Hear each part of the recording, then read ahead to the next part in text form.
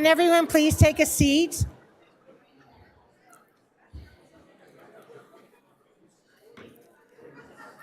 The first comment I'd like to make, would you please keep signs down so that they don't block the cameras for our live feed? Thank you, appreciate that. So, good evening. Before we begin the meeting, I'd like to take a moment to acknowledge the emotions, concerns, and questions that many in our community might be carrying. We understand that recent federal immigration enforcement actions, including the presence of ICE, have caused fear, confusion, and raised questions about adherence to due process and established federal policies. We also recognize that the individuals working for ICE are acting under the direction and authority of the federal government.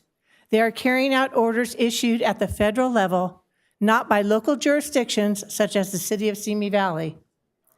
Immigration falls entirely under the jurisdiction of the federal government, not cities, counties, or states. The city of Simi Valley and the Simi Valley Police Department cannot participate in federal immigration enforcement activities. Additionally, Simi Valley is not involved in coordinating or conducting immigration enforcement. Please know we see you, we hear you, and we respect your right to be heard. That said,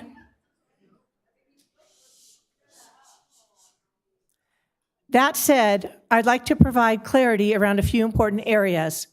Tonight, the City Council is not voting on, discussing, or taking any action related to federal immigration enforcement or ICE operations. This matter is not on our agenda, and we have no pending city decisions related to this topic.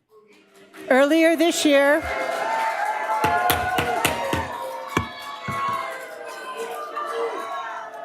if we cannot be polite, we will not be able to move on. So thank you. Earlier this year,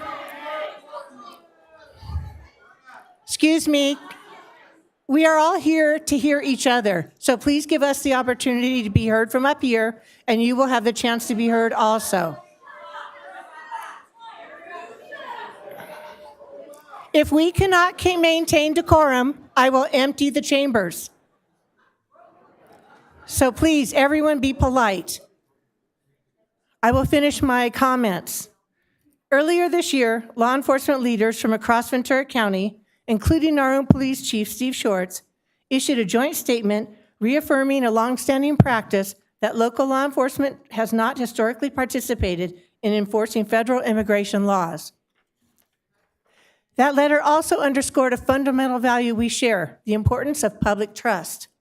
As they stated, we do not want the fear of immigration status to inhibit the members of our communities from interacting with officers and deputies, especially when they are victims or witnesses in criminal cases. Our responsibility at the local level is to uphold transparency and foster a community where every resident feels safe accessing services, reporting crimes, and participating in civic life. If you feel afraid, help is available. If you need legal advice or counseling, call 211. Interface Services, which the city helps supports, can help identify the appropriate agency to assist you. Additionally, please share your concerns and federal actions with our federal elected representatives. In Simi Valley, that would include U.S. Senators Alex Padilla and Adam Schiff, and U.S. Representative Julia Brownlee. During the public comment period later this evening, I ask that we maintain a respectful tone. Please direct your comments to the City Council. Remain within your allotted time. Allow space for all voices to be heard, and refrain from clapping, shouting, booing, or speaking out of turn. We want to ensure there's equal opportunity for all speakers to be heard. We've posted a few reminders on the screen and throughout the council chambers to help guide a respectful tone and ensure an orderly meeting. We also wanted to announce that there are interpreters at the entrance of the chambers should you need it. As your mayor, I want to make it clear that we recognize the weight of this moment. Thank you for being here tonight.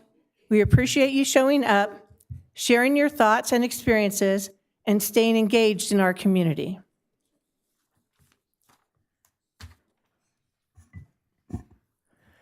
We're now calling this meeting to order. Do we have a closed session report?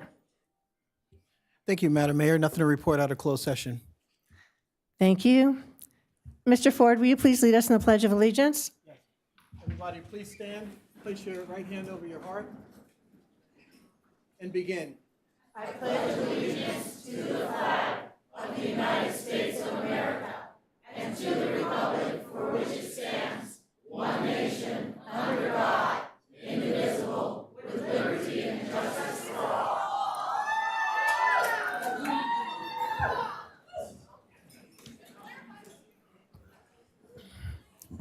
Roll call, please. Councilmember Ayala? Here. Councilmember Rhodes? Here. Councilmember Lister? Here. Mayor Pro Tem Judge? Here. Mayor Kavanaugh? Here. Do we have any items for agenda review? No, Madam Mayor, we do not. Thank you. I move that all resolutions and ordinances presented tonight be read in title only and all further reading be waived. Second. Call for the vote.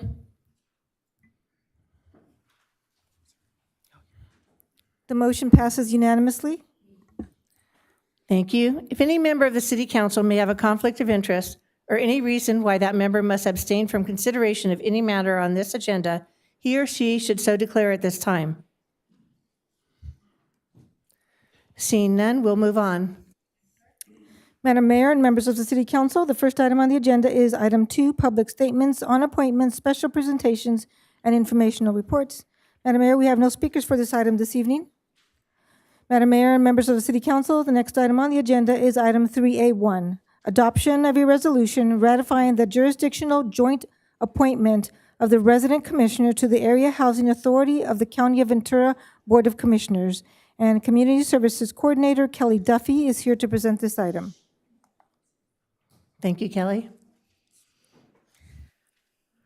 Good evening, Mayor Kavanaugh and members of City Council. The Area Housing Authority of the County of Ventura requests your endorsement of a resident commissioner to represent the Housing Authority's public housing residents. The Area Housing Authority serves 7 jurisdictions in Ventura County, including Simi Valley. It is governed by a 15-member Board of Commissioners. Each jurisdiction appoints 2 commissioners, and 1 resident commissioner is appointed at large.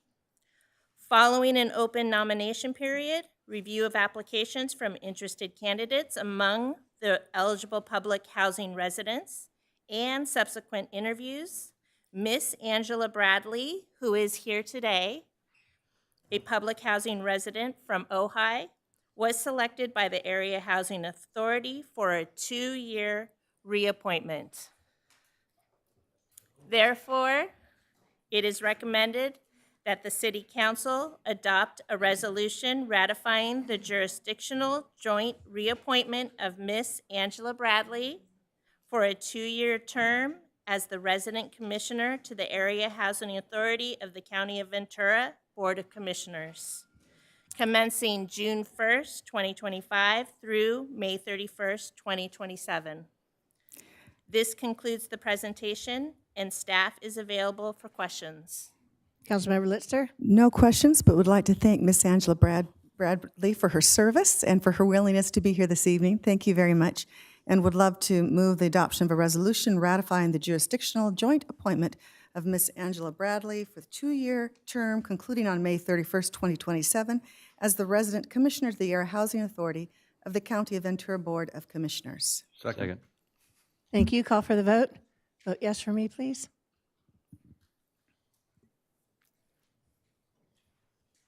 The motion passes unanimously. Congratulations, Angela. Here's a volunteer field. Thank you for all your serving that you do for us.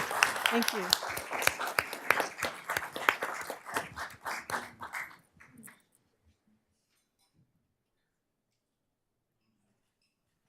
They never said pictures were part of this job. Madam Mayor and members of the City Council, next on the agenda is item 3A2, selection of 2 City Council members to conduct interviews and nominate a prospective commissioner to serve on the Area Housing Authority of the County of Ventura Board of Commissioners. And Community Services Coordinator Kelly Duffy is presenting this item. Good evening again. The Area Housing Authority of the County of Ventura serves 7 jurisdictions in Ventura County, including the city of Ventura, Simi Valley.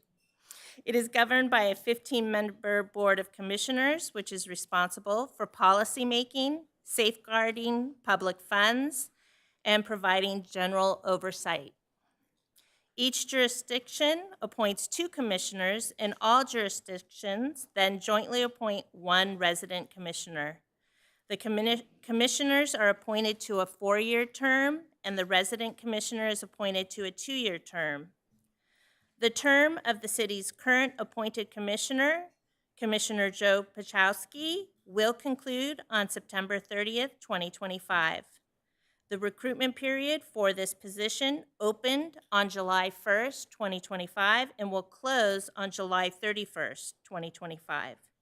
Outreach efforts have included a press release, cable television promotion, articles in City Focus and Senior Center newsletters, as well as posting on and email notification through the city's website. To date, 10 applications have been received. With the number of applications received, it is anticipated that interviews will take approximately 3.5 hours. Therefore, it is recommended that the City Council appoint 2 City Council members to interview and nominate a prospective commissioner to serve on the Area Housing Authority of the County of Ventura Board of Commissioners. This concludes my presentation, and I'm available to answer any questions. Thank you. Mayor Pro Tem Judge. I was just going to volunteer to be on the selection committee. Councilmember Rhodes? Who was on the selection committee last time? I don't think I've done this yet. I'm usually out during this time. I think you. Did I do it? You and Councilmember Judge. Okay. And before that, it was Councilmember Litster and Councilmember Rhodes. Okay, Councilmember Ayala? Okay. Well, So I'd be willing to do that as well with Mayor Pro Tem Judge. Do I have a motion? I would so move that we appoint Mayor Pro Tem Judge and Councilmember Ayala to fulfill that second. mission. Call for the vote.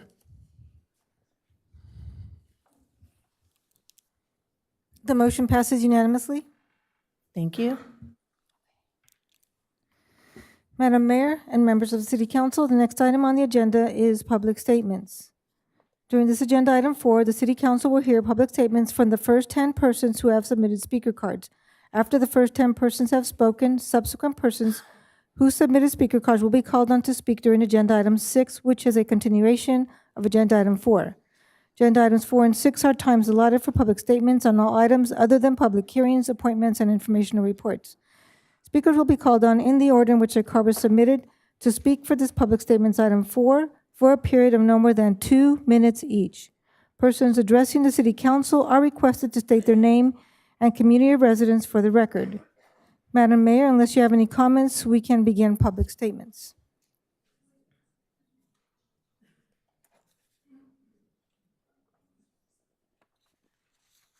As a reminder, there are timing lights on top of the speaker's podium.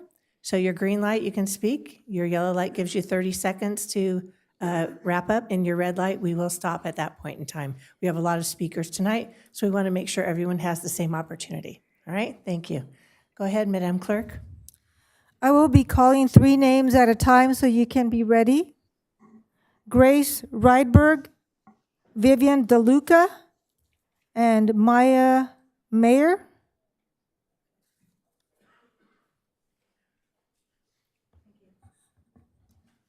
Thank you, go ahead. Good evening. My name is Grace, and I'm from Oxnard.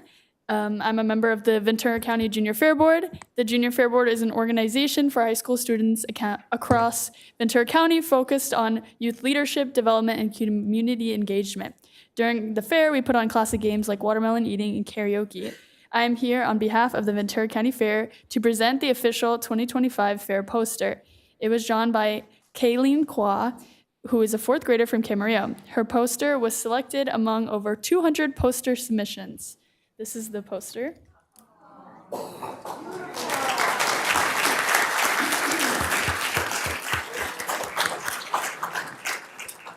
We are excited for the concerts this year held at the fair. On July 30th, we have a beach block party featuring Tone Lock, the Yin Yang Twins, and more. We have Diplo on July 31st, August 1st, Dirty Heads, August 2nd, Lee Bryce, August 3rd is Banda, Dia de la Familia, and August 4th, we have Flo Rida.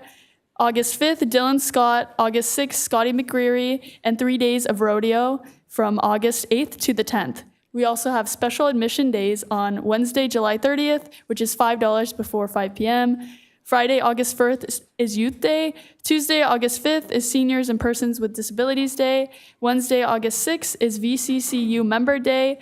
Thursday, August 7th is Community Heroes Day. And Friday, August 8th is Food Share Day. Remember, July 30th to August 10th is to August 10th is the fair. We hope to see you all there.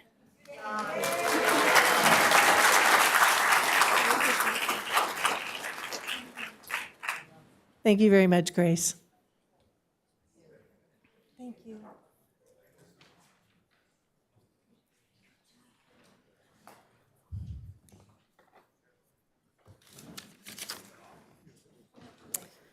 Hello again.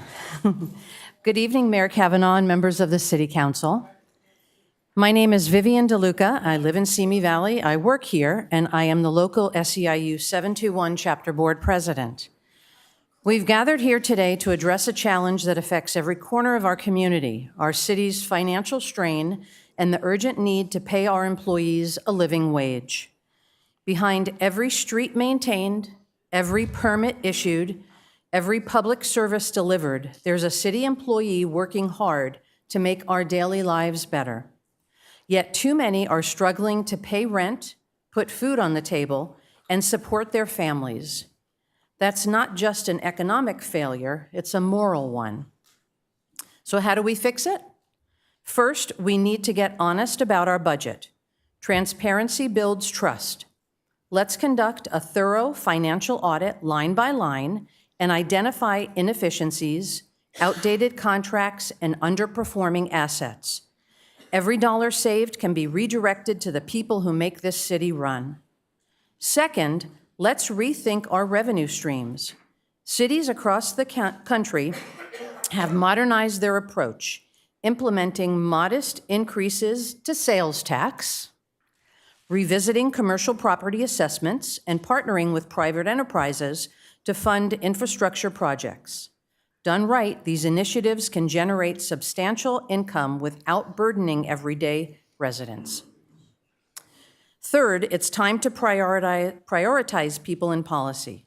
That means enacting wage floor ordinances and phasing out low-pay loopholes. Our budget should reflect our values, and that starts with fair pay.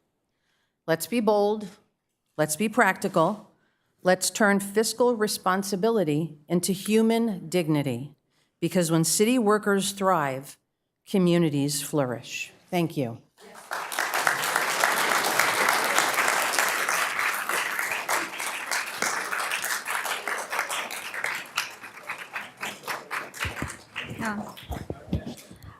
Good evening, Mayor, City Attorney, Council, and all.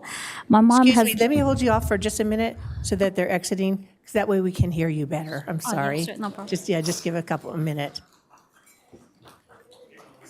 That will be more fair to you. Okay, I think we're good now. Go ahead and please start. Hi, yes, my mom has been missing.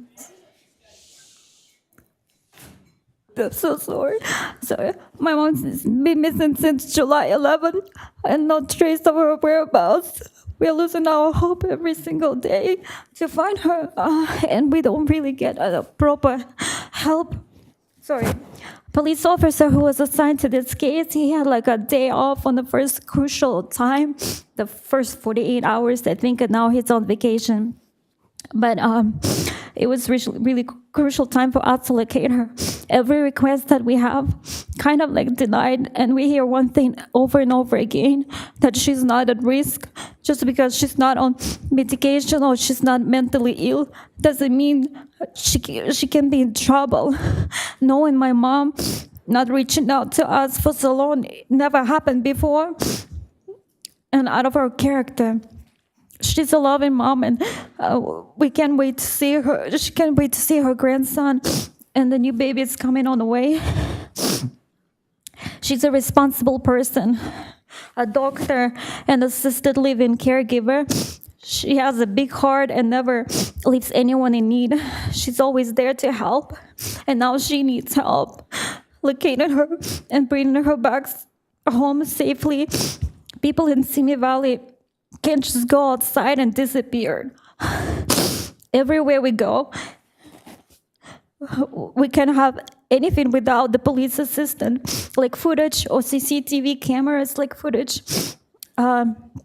We're grateful for Simi Valley community for their support and help, but we do need extra help to help, the only help that law enforcement can provide. We want to ask for your assistance and help to find my mom. Thank you so much.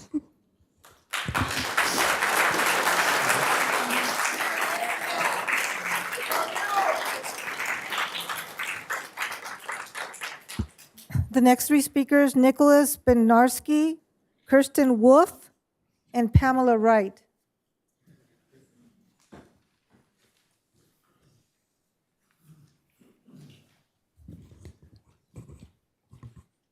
Good evening, City Council.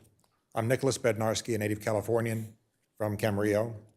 I'm the son of a legal immigrant, a retired physician, and a former major in the United States Air Force.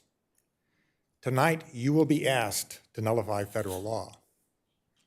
You will be asked to aid and abet. You will be asked to aid and abet those who would aid and abet people who are criminals who happen to also be in here illegally in this country to escape law enforcement. You are being asked to agree with those who violently obstruct justice. 2 nights ago, while hosting a voter registration booth at the Republican booth in Camarillo at the Heritage Fair, I and my associate, a disabled woman, were attacked by a young man. This young man slammed a 6-foot by 3-foot metal table into the side of my knee, came around to the front of the booth, yelled fascist, and then spit at us. He then walked calmly away. My associate, despite her physical disability, ran off to the sheriff's department about 100 feet away, reported it, pointed him out, and 2 sheriff's officers quickly apprehended him and placed him under arrest. Because he's 17 and the sheriffs did not actually witness the attack, all they could do was cite him for the future regarding my charges of assault and battery. Fortunately, despite being on blood thinners for my artificial heart valve, I had no internal hemorrhaging as a result of that table strike. I look forward to having my day in court eventually. You are being asked to endorse this kind of behavior. I urge you not to. Thank you.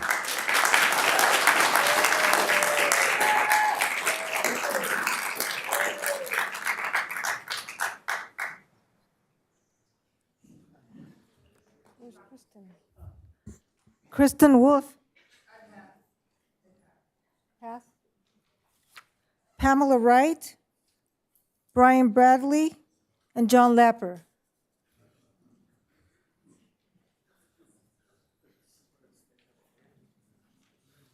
Good evening, City Council. I just want to talk on item number 4. I am concerned because I developed COPD about 12 months ago, and I have never smoked or did any recreational drugs or drank, and I have a diagnosis of COPD, and it's because of the Valley of the Winds and because of the debris that's coming off the trucks, they say. I don't know, but over the last 10, 12 months, it has been rampant. Anywhere we go, we travel to the valley, Westlake, all over, and there debris flying everywhere. So that's a hot issue for me because I'm now a senior. I made it, and now I've got this diagnosis in retirement. So I just wanted to address that and let you know that we are concerned about the toxic when we came to the meeting and said that you all said, and I'm going to be respectful, that there was no toxic debris. And I asked that night also where was the checks and balance? Because I worked for Boeing Rocketdyne for 37 years and my husband worked there for 41. And I was assured that there was no toxic here. And I said at that night also that I can see it falling under the canvas. I can see it. And everyone said there's no toxic. Well, there is toxic. And I just wanted to say that I don't appreciate that, and I would expect more. And thank you so much.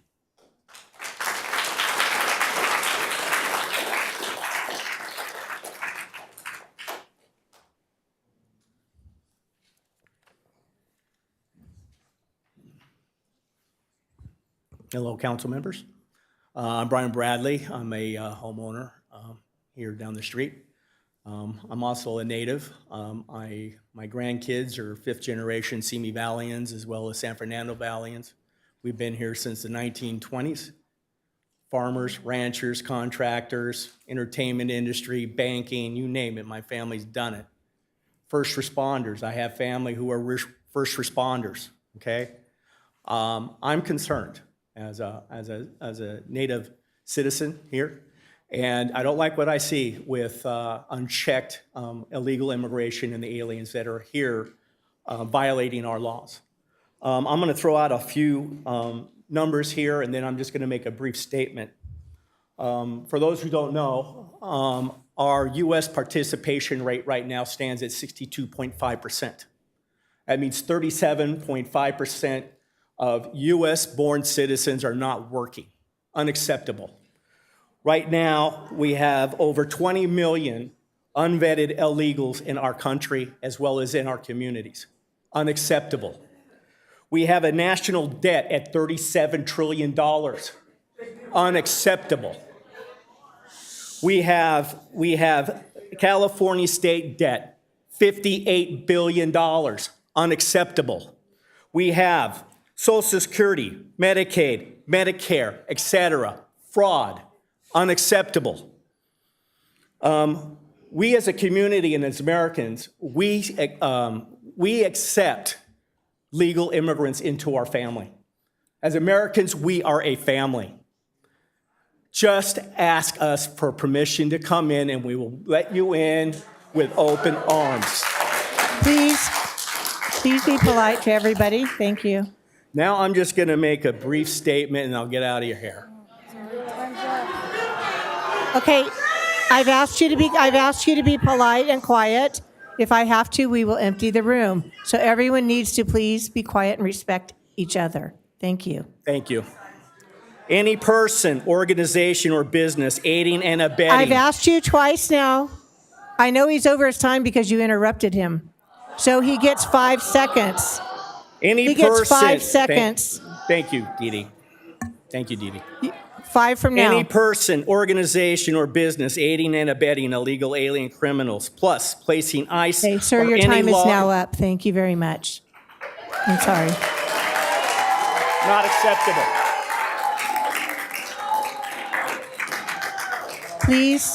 Please be courteous in between. Thank you. Mr. Lapper, you're up. Did I miss it? Okay, I didn't miss anything. No. Mayor Kavanaugh.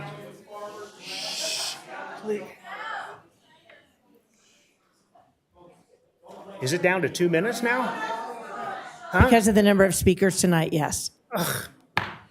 That's very disappointing, 2 minutes. Wow. Well, here we go. For years, I've been asking our city council to be more inclusive, to unify our community by involving residents that aren't affiliated with the Republican powers of Simi Valley. From being told I was irrelevant in Simi Valley by one mayor to being denied a position on neighborhood council by some on this very city council. I am not alone in being shunned by our city councils. From not having town halls to not answering our emails, many in this town feel alienated by our city council. Mayor Kavanaugh has sadly missed many opportunities to show she represents all factions, political or otherwise, in Simi Valley. First, when a 7-month pregnant street vendor was knocked to the ground in a hate crime, the mayor was silent. When a resident brandished a gun at 2 youth yelling a homophobic slur at them, you remain silent, Mayor. When Peter Karubi, who you knew, posted inflammatory anti-LGBTQ comments describing them as misfits, disgusting, gross fags, women wannabes on Facebook, as well as other hate commentary, you still presented Peter with the Simi Valley Volunteer of the Year. You have missed opportunities to say this is not Simi Valley. Instead, I can only assume you choose to remain silent so as not to offend the powers of the LGBT community. Now I'm going to have to skip ahead here so I can get my last major thing. Lastly, Mayor Kavanaugh and our city council, let me hear you say you are against the militarized ICE tactics being used in terrorizing our undocumented immigrants with random raids on hardworking, law-abiding families right here in Simi Valley. ICE operating in our city with face masks, no identification, often with no warrants, and taking residents away with no due process should be called out by you. While Simi Valley may be the only one of 10 Ventura counties to vote for Trump, we still deserve to remain a safe community where people live, work, and shop without fear of such Trump ICE tactics.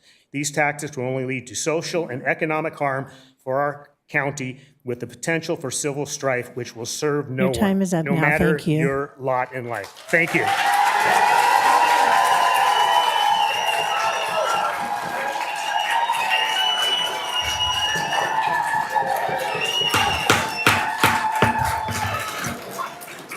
You broke my gavel, okay? Let's really try and keep it a little bit quiet. The more people we get through, the more people will be able to express their views. So that's why we're doing it this way. So, Madam Clerk, do we have other speakers? 3 more speakers of the 10. Thank you. Carrie Bowers, James Smith, and Lana Zukowski.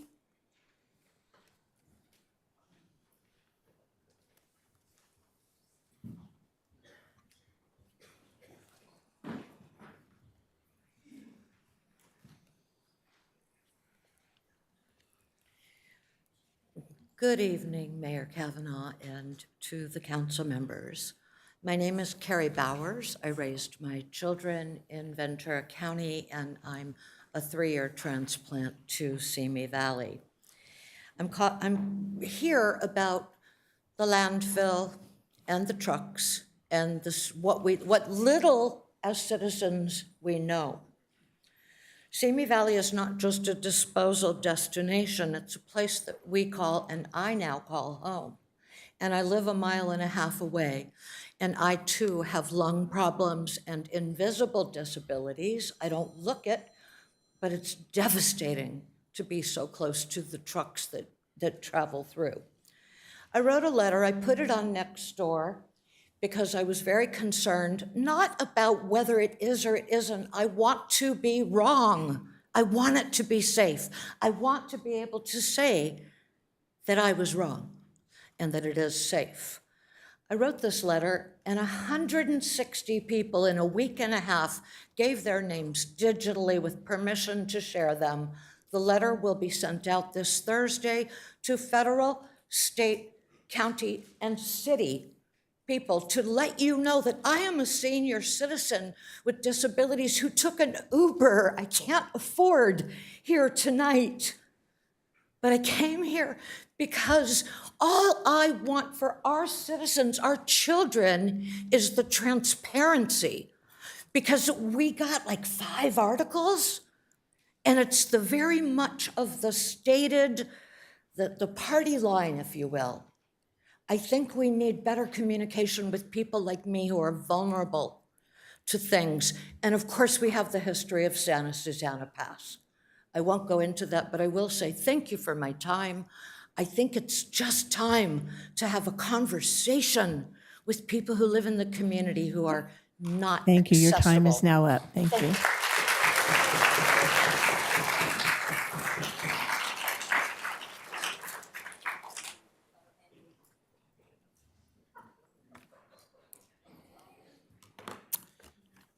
Hi, I'm Jim. I've lived here for 7 years. I love this community. I'm proud to be a part of it. When I was 12, my house burned down. First person on the scene was an off-duty cop. I obey the police because it's the law, but I respect them because when danger strikes, they're the ones who are expected to run towards it. Police officer was about to run in, save anybody that was in that house. I start with that because I want you to know I'm coming to you as a friend, to this city, this council, and the CMEPD. And that matters because we need to discuss something serious and uncomfortable. America is in crisis right now. We used to think our system was fascism-proof, but we're watching the safeguards break down one by one. It's real, it's happening, it's close by.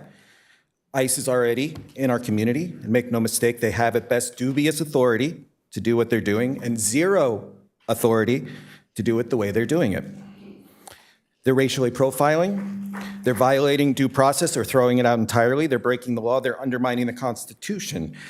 To illustrate the absurdity of what we're seeing, I want you to imagine this scenario. Human traffickers posing as ICE pull up to a building, a house, abduct the family inside, drive off. The police department's called, but the officers hesitate because, I don't know, the uniforms kind of look legit. This is the kind of thing that is not far-fetched. It is what happens when you normalize unchecked authority and toss out due process. This crisis isn't going away, and there's a moment coming where everyone has to decide what they're going to do. Every officer, every leader, you have to decide if you're going to stand with the people in the Constitution or with the masked agents who act like it doesn't apply. I know you said at the beginning that you can't interfere on federal level, but unfortunately that sounds a lot like, hey, we're just doing our jobs. The people are watching very, very closely at your decisions and the things that you're doing. And they'll remember if you stood with the people or if you stood with masked vigilantes who are, in essence, kidnapping people off the streets.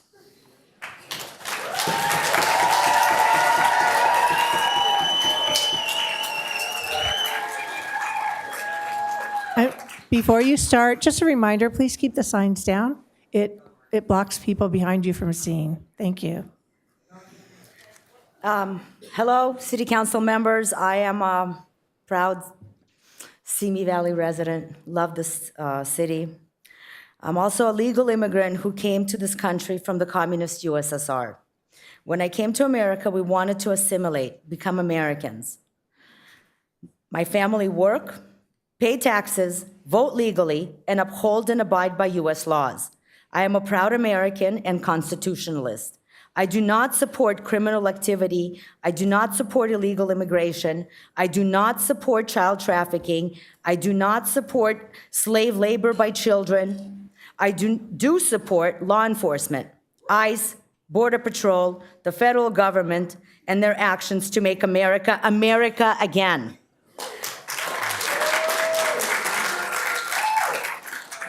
No sanctuary cities, no free housing, medicine, cell phones, EBT cards for illegals.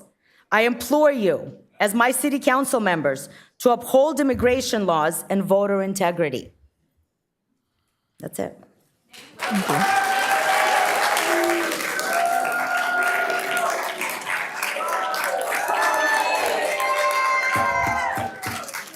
Thank you. Thank you. That is the end of our first 10 speakers. You've been pretty good so far. Not perfect, but pretty good. I appreciate that. All right, so we're going to move on to our next item. Madam Clerk? Are we going to move on to public hearings? Okay.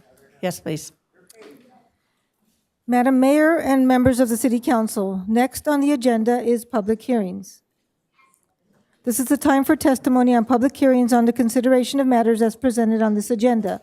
Let the record show that due notice was given as required by law, and an affidavit to this effect is on file in the office of the City Clerk. All comments submitted by email have already been provided to the City Council and will be made part of the record. However, they will not be read by the City Clerk this evening. Speakers will be called on in the order in which their card was submitted to speak for this public testimony. Item 5, for a period of no more than 5 minutes each. Persons addressing the City Council. Please be quiet in the audience. Thank you. Everyone needs to stop. We need to stop. We need to stop. Let's stop this right now.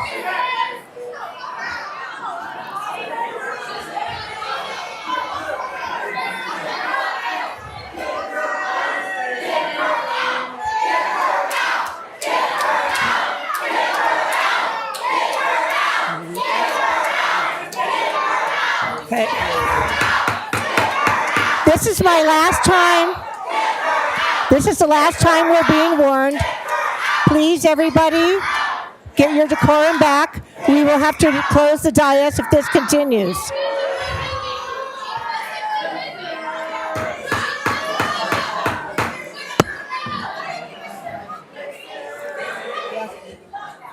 If it doesn't stop in the next 30 seconds, we're clearing the room.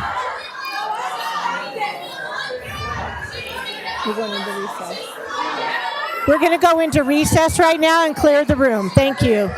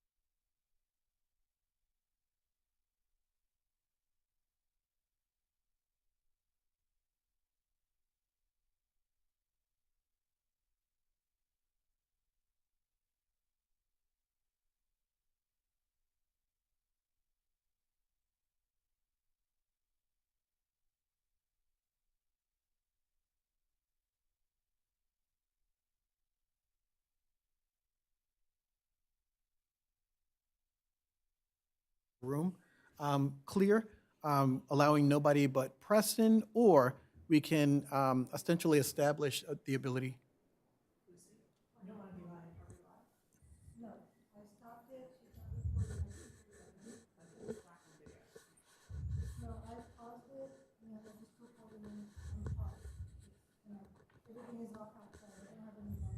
Okay.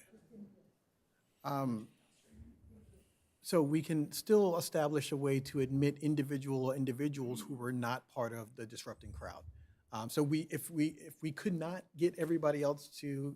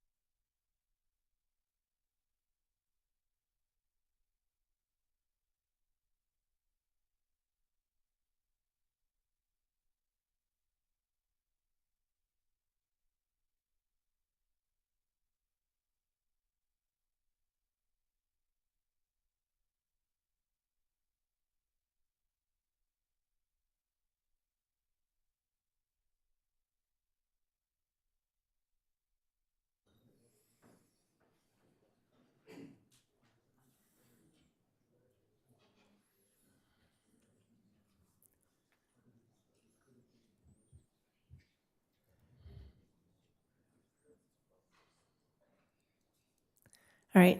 Good evening. Let's try this again. Thank you all for coming back in a respectful manner. We appreciate that.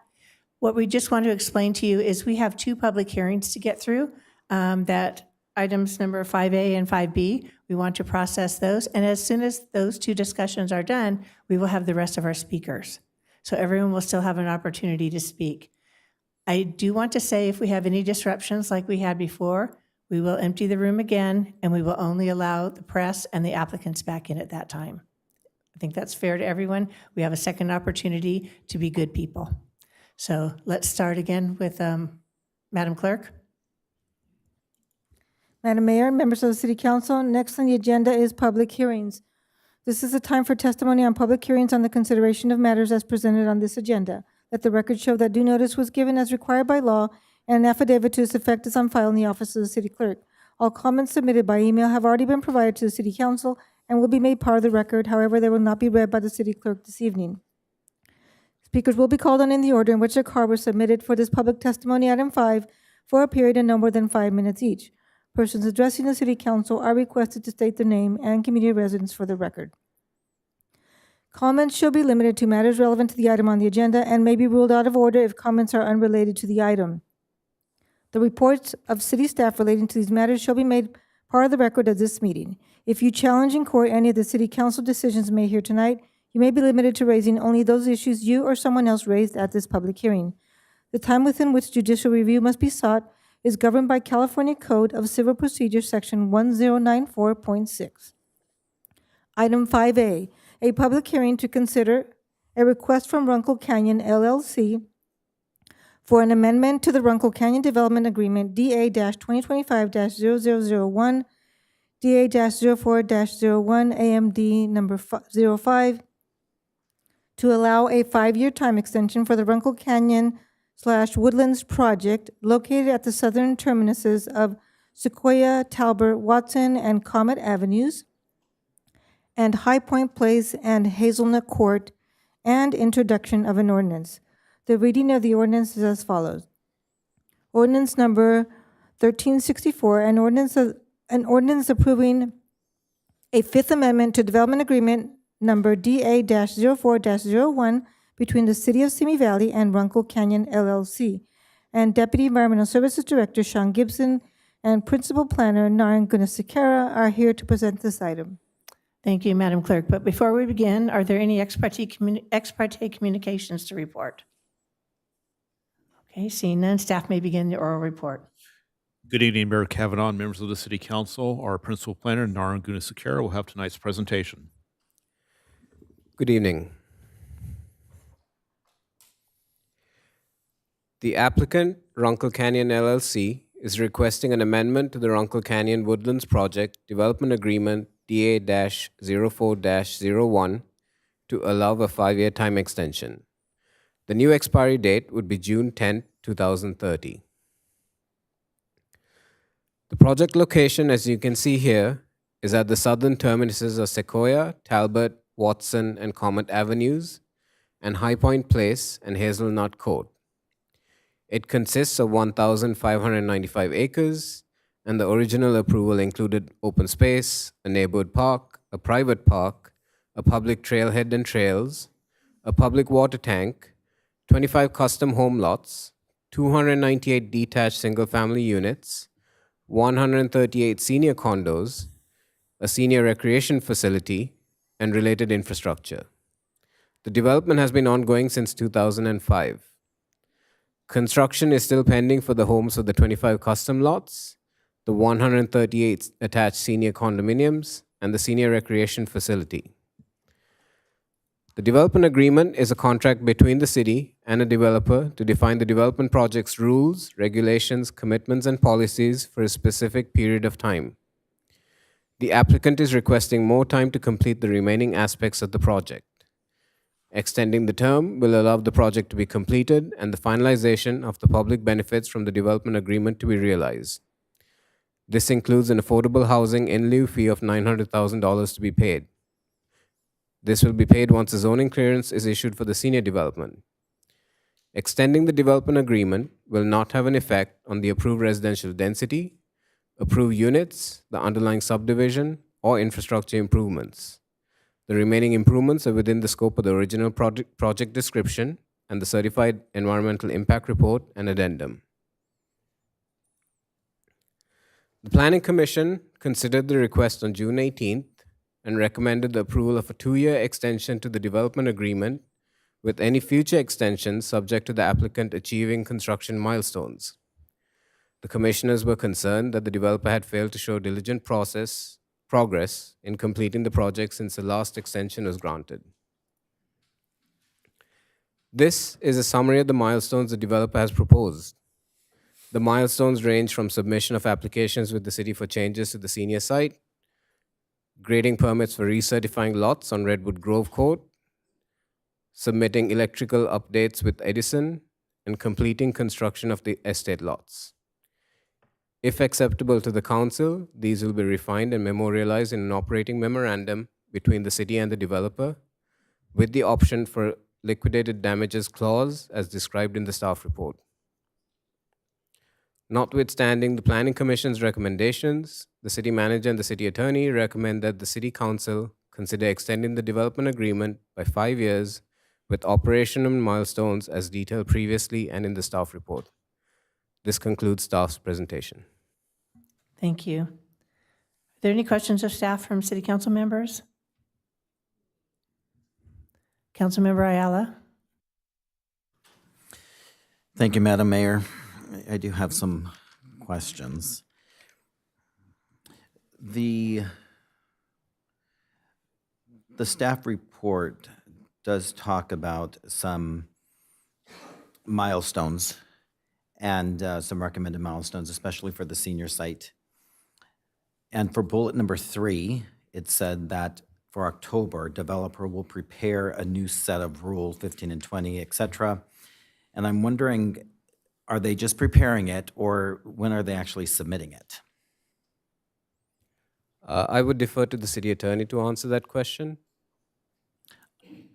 I don't think that I can answer that. That sounds like a developer question or staff question to find out when they were going to actually submit it. And the meaning behind, the reason I'm asking that is it seems that that bullet is tied to bullet number 5, 2 bullets below, because that says installation of the new 3-phase electrical. So my question is, I think they need to do more than just prepare. Do they need to file that somewhere? We could refer to the city, not the city attorney, the staff. Apologize. The applicant will be able to provide that response. So the applicant I just want to know why it would take from October 1st, 2025 to prepare the rule and then not install it until September 1st, 2026, which is a year later. Also, it wasn't clear to me from the Planning Commission if the senior units would be built concurrently with the other homes, or is it a subsequent project, sequentially versus concurrently? The timing of construction would again be up to the applicant to, depending on how they plan their resources, they might be able to provide more details. Mm-hmm. And Councilmember Ayala, I will say one thing, is that in the staff report, these are proposals for milestones from the developer. If the council or city staff has different milestones, those can always be indicated or discussed and negotiated. Okay. I think I will hold my other questions for the developer. Thank you. Councilmember Rhodes? Thank you, Madam Mayor. The Planning Commission recommended 2 years, and City Manager and City Attorney have recommended 5. Could you characterize that difference in recommendation?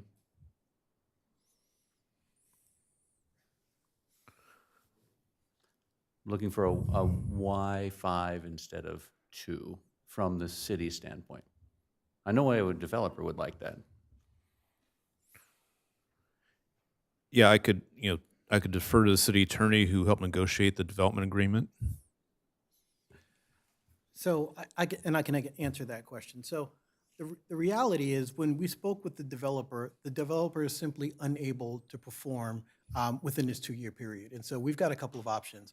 One, City Council can say, you know, we don't think that this development agreement at all should be something that we're going to continue to exercise, at which point the developer would have to make a decision about whether they're going to apply all over again, right? Because now there's no development agreement in place.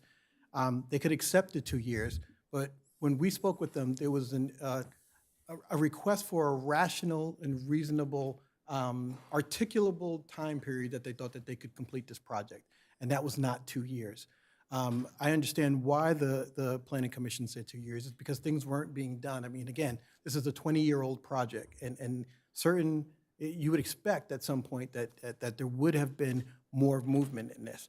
Our goal is to ensure that it's moving forward, and part of that is having these milestones, but with a realistic time period which the developer thinks that they can do it. So I'm going to also characterize how I saw that playing out, and that was that for a developer to make plans and move forward, they need a window within which to work.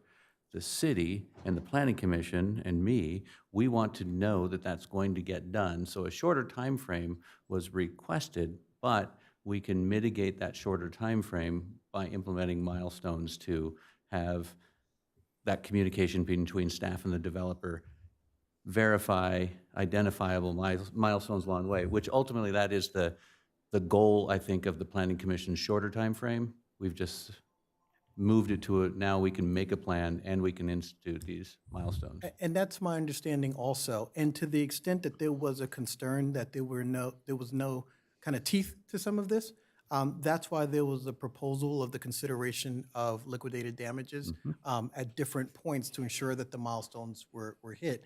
And again, according to the provision in the development agreement itself, we can negotiate those additional terms that can be included in the operating agreement. Perfect. That was my understanding as well. Thank you. Thank you. Councilmember Litster. So the discussion maybe has answered my questions, but for staff, first of all, I want to express appreciation that the developer has given milestones. I mean, I appreciate that they responded in kind to the requests by the Planning Commission.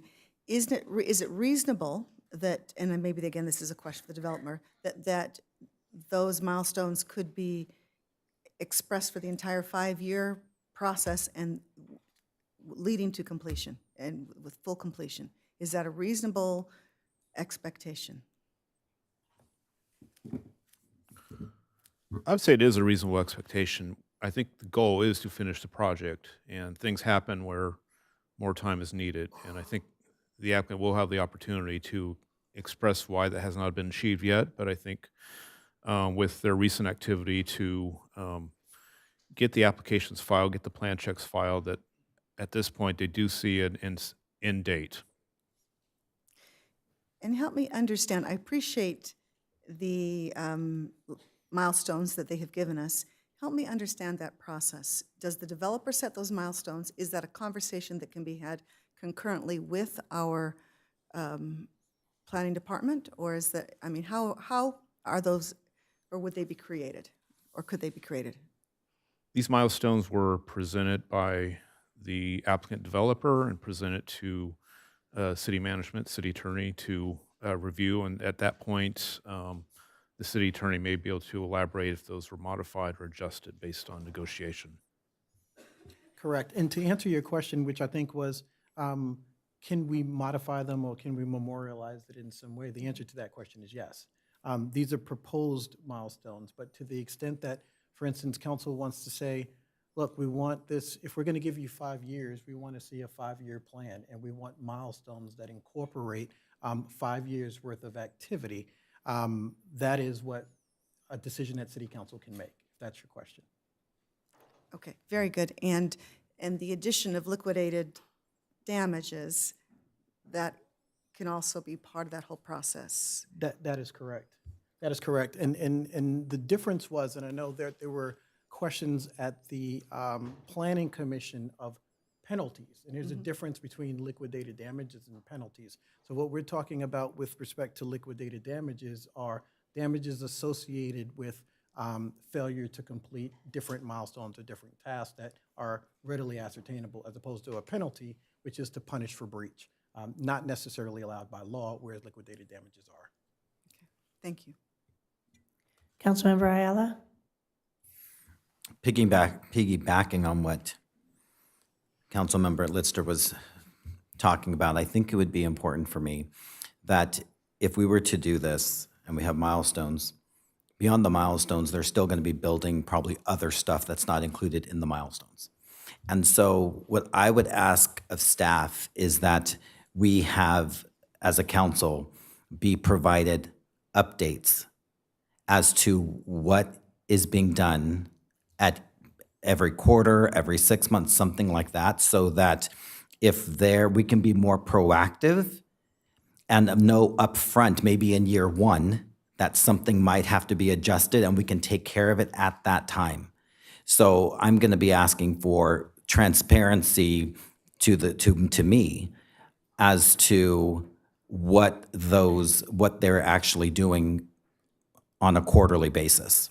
Because at the end of quarter one, we should see something. At the end of quarter two, we should see a house. At the end of quarter three, we should see more. And if we don't see that in year one and we're still sitting here, then that's a problem. So I don't want us to vote on something and just, okay, it's now taken care of, staff's going to take care of it. I want to know on a regular cadence what is being done. Maybe take a tour up there and actually see it myself. If I can just jump in. Sean, do you feel like a quarterly update would be a meaningful enough update, or do you feel like it would be closer to 5 or 6 months where we would actually start to see meaningful progress? 6 months or quarterly? Yeah.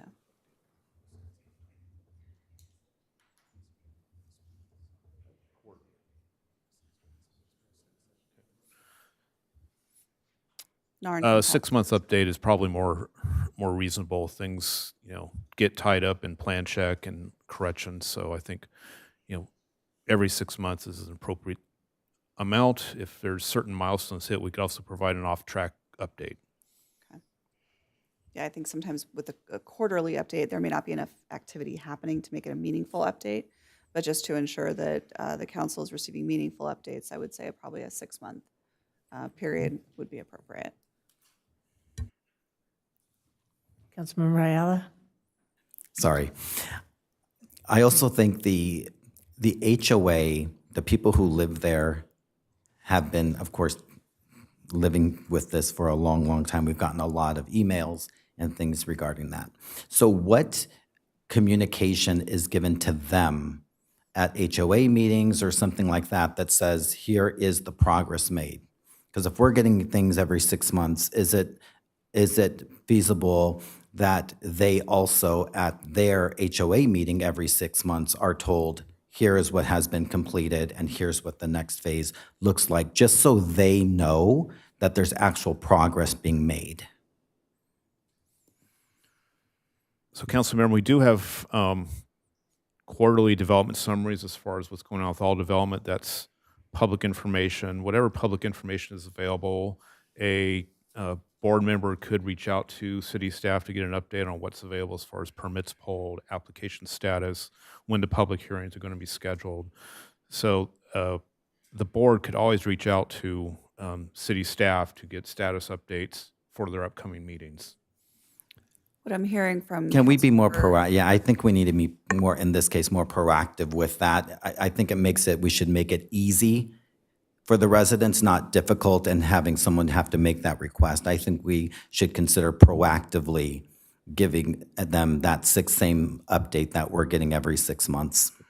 What I would encourage Councilmember Ayala would be that would be something that we would request that the developer applicant provide to the HOA.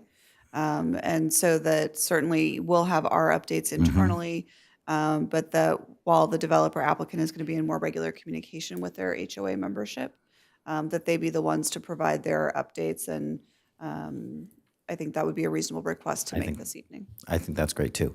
And the final thing for now is, again, I'm only responding. We get a lot of the messages from the residents. And I just want to let you know, the residents know, that I have heard and read your recommendation of The developer should pay our HOA fees, things like that, right?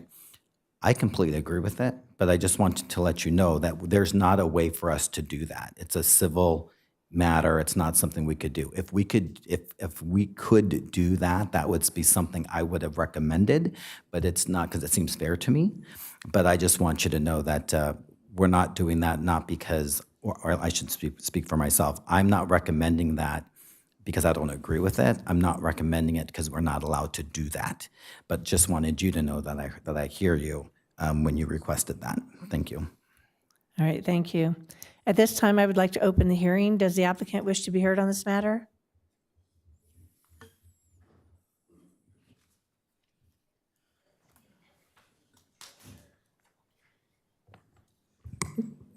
Good evening, City Council, Mayor, City Manager. My name is Nick Biro. I'm the project manager for Runl Canyon.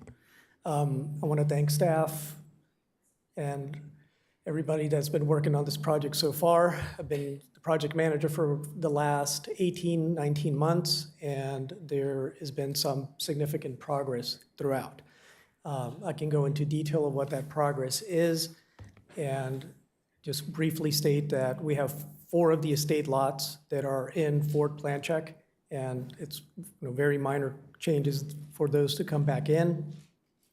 Today, I submitted the administrative application for the rec center and the senior condos, and those administrative applications that will be coming before are for the solar panel installation on the roof line and the elevation enhancements.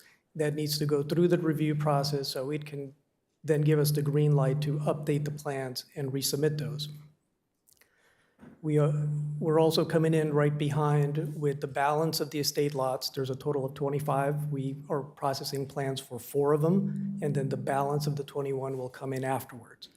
So the timeline and the milestones that we proposed are based on actual real time. If you look at submittal of the estate lots in October of last year to July, and I'm in Fort Plan Check. So that gives you about the amount of time it takes to process a set of plans for a 4,000 square foot home. We're processing 4 of them. I'm coming in behind with other series of plans. 138 unit condo plan. You're going to see an administrative application come before you with some minor changes. Then we'll go through the plan review of that. For example, the Rule 20 and Rule 15 that we need to do, that's a 1-year review process with Southern California Edison. If you're familiar with the site, the site was originally designed for single-phase electrical. New requirements now require 3-phase electrical. We need to remove all the transformers, all of the piping and sleeving that's in there, and replace it with 3-phase electrical. Working with Edison is a 1-year process. So that's not an arbitrary or capricious number. It's our experience of working with Edison. All the momentum is now behind the project. Like I said, I've been working on this for 18 months. I welcome coming here on a quarterly basis and speaking before you of the progress that I'm making. And I'll be glad to come down and show my face and say, this is what I'm doing. I do this on a monthly basis with the HOA. I communicate with the board on a monthly basis, and they're aware of the work that's going on, and I've been completely transparent of everything that's going on. That's our style now forward. That's how we're moving forward. We want to get the project done. As some folks lovingly will tell me, hurry up and get out of here, and that's the plan now going forward. So, thank you. If you want to stay there. No, do you want to stay here? We might have questions. So, are there any council members that have questions of the applicant? Councilmember Litster? Thank you. Appreciate your commentary and what you say about Southern California Edison. We understand the length of time for some of that. My question is, I appreciate the milestones you've given us for 2 years. Are you willing to, if we were to consider 5 years, are you willing to give us 5-year milestones that would bring the entire thing to completion? Is that something you could do? Before doing what I'm doing right now, I worked for Lehman Brothers. And I had a 50-yard line seat in 2008 when everything ended. If I could see that clearly 5 years ahead, I could. I can give something that would give you an idea. But when you're selling, our goal is to build and sell 25 $2 million homes, build and sell 138 senior condos, the timing of absorption is basically where I start getting nervous. Execution on the first 4, perfect. If they sell really quick, then yes, I can get, my crystal ball clears up a little bit better. If fire insurance becomes easily available for the senior units, then yeah, my crystal ball clears up even better. So there's some headwinds that I cannot do, and if we were gonna commit to anything like liquidated damages on stuff that I can't see that far ahead, there's nothing I can do about it. So our commitment is we got 4 in the pipeline and 4 that are gonna get billed, and hopefully everybody helps us buy those real quick, and then we got 21 right behind it. The senior site, we gotta replace all the electrical, and we'll come in with the rec center and the clubhouse and try to sell those as quickly as possible. Bond exoneration for us doesn't come in until the very end. And that's when we're completely off the hook. So the SIAs, I'm hoping to get the subdivision improvement agreements, getting those back before you so we can get those reinstated so we can pull permits. I can't pull a permit right now if you told staff go pull a permit. I can't do it because we need the subdivision improvement agreements back on the docket. You guys agree to them, then we go back to work, and eventually we can begin bond exoneration for all the work that's completed out there. There's repairs that need to be done too, and I understand that that's the third leg of the project. You got estate lots, seniors, and things that need to be completed and finished on site that need to be done, and I'm well aware of them, and we need to work with staff, and for me to go to the HOA meetings and let them know that we're gonna fix this, complete that, and how it's gonna come through, because I'll be the face of the project while it's being built. I'm hearing you. Can you speak to the question that Councilmember Ayala had about concurrence? We appreciate that you have four of the estate lots that are being slated to forego right now. The condominiums, are they going to be built concurrently? I mean, can all of this be done at the same time, or do we do estate lots and then we do this rec center? I mean, what is your vision for how this all gets? In a perfect world, if you got the plans approved, can you do this all at the same time? No, because that's why we have those milestones. So the 4 estate lots break ground and there's activity and there's real construction going on site, real construction. While that is moving forward, we're processing the administrative application for the review of this roof line revisions and the elevation revisions for the senior condos. That's something that I need approval on so I can revise the plans, so I can resubmit them. On the same track, I'm processing through Edison the changes from single phase to 3-phase. That's about a year from now. So 1 year from now, we can break ground if all goes smoothly on the senior side. So at that point, I will have processed a 21-unit PUD application. If the 4 are selling, I'm moving quicker on the balance of the estate lots while construction is taking place on the senior side. That would be models, rec center, and then absorption will dictate how quickly that moves too. Again, that's 138 units, that's a lot too. You don't build 138 in one shot. So there's gonna be 26 separate buildings on that site, and that's what's gonna dictate also the timing of those. Okay. That's my question for now. Okay, understood. Councilmember Rhodes? Thank you, Madam Mayor. Nick, good to see you. I want to stay up front. When you first came on board, you made an effort to reach out to me and talk to me and say, and we're going to be moving forward. And I have appreciated your dialogue and your openness. And if any time I've ever called, you have called me back. So I appreciate that. I heard you say today you submitted certain sets of plans. What were those again? Today, we received comments of our 4th round of plan revisions for the estate lot. So those are pending subdivision improvement agreement approval. Then that moves me 1 box over so I can keep going and pull permits for those. What I submitted today was 2 administrative applications for the review of roof lines and elevation changes to a CUP that was approved for the rec center in 2015, and for the plans that were being processed previously. Those plans were never approved. They went through 10 rounds of plan check comments. Last round was in 2022. I have that set of plans now, but I can't build those plans. So we're updating them to current code. We're revising the roof so we can accommodate solar panels, as that is a requirement now. And because it's a almost 20-year-old set of plans, we're changing the elevation look of the building so it's more modern and it looks better right now. So, and that's one of the things that I'm going to be asking is I need that case reopened so I can resubmit those set of plans and don't start the clock back. Excellent. For those that aren't familiar with that process, the sequential submitting of plans, one could look at it and say, oh, those got submitted today. Coincidentally, there's a hearing today asking for an extension.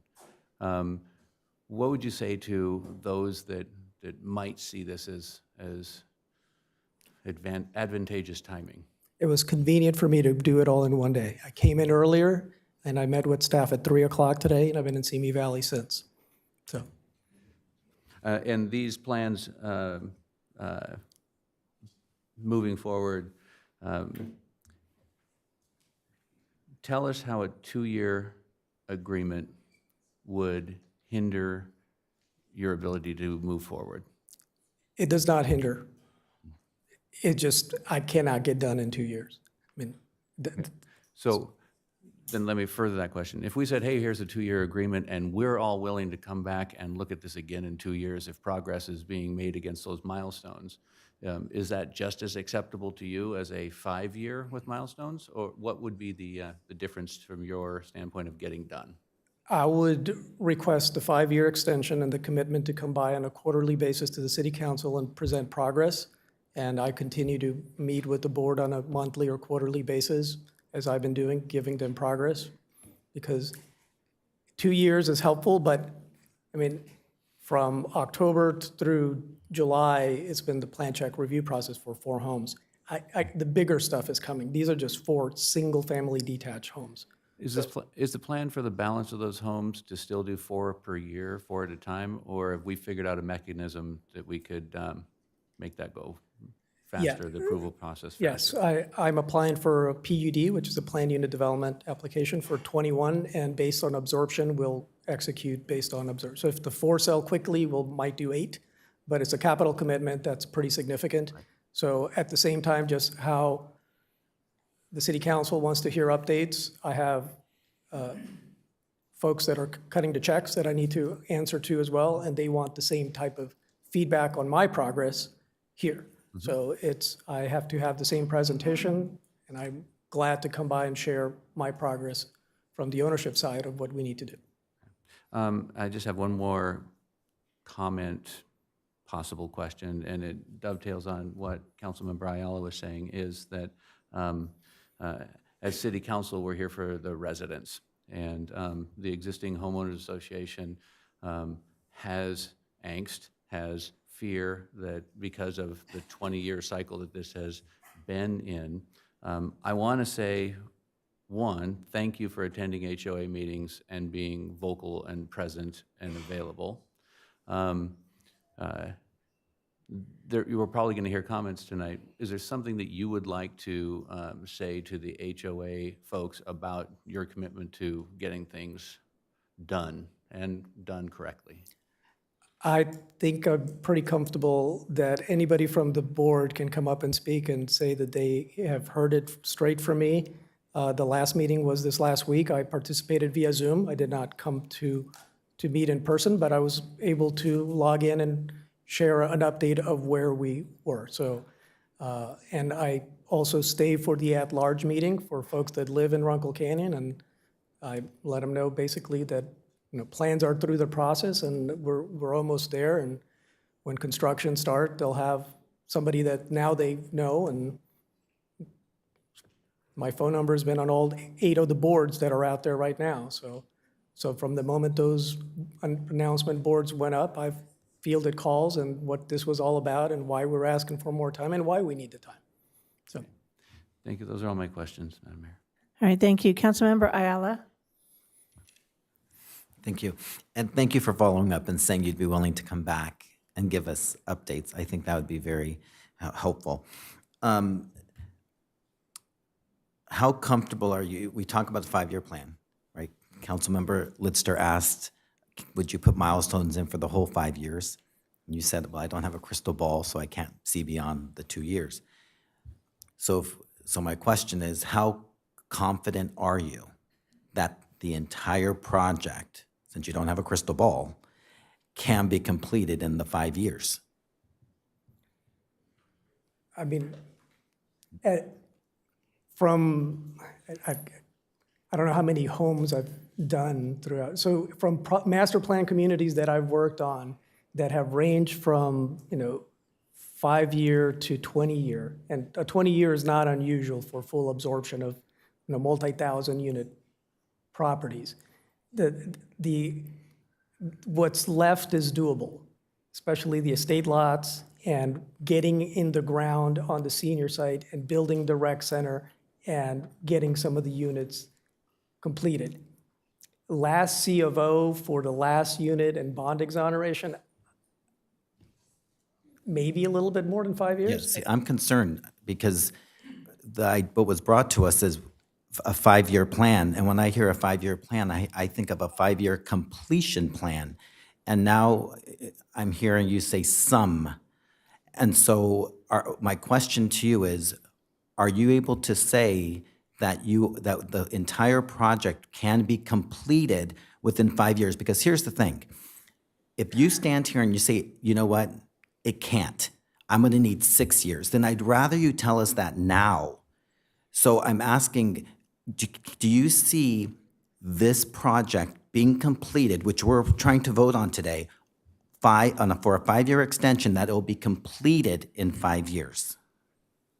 It can be, yes. I mean, it can. Can I bet on it? I don't know what's going to happen this next week. So there's things that I need. There's things that I need in order to move the project forward. There is, there's support from the council, support from staff, there's support from the ownership. All these forces need to come together. Myself, I can execute in 5 years if everything is working together. From day one, when I started working on this, I wanted to come here, and I mentioned this to Councilman Rose, I wanted to earn the extension.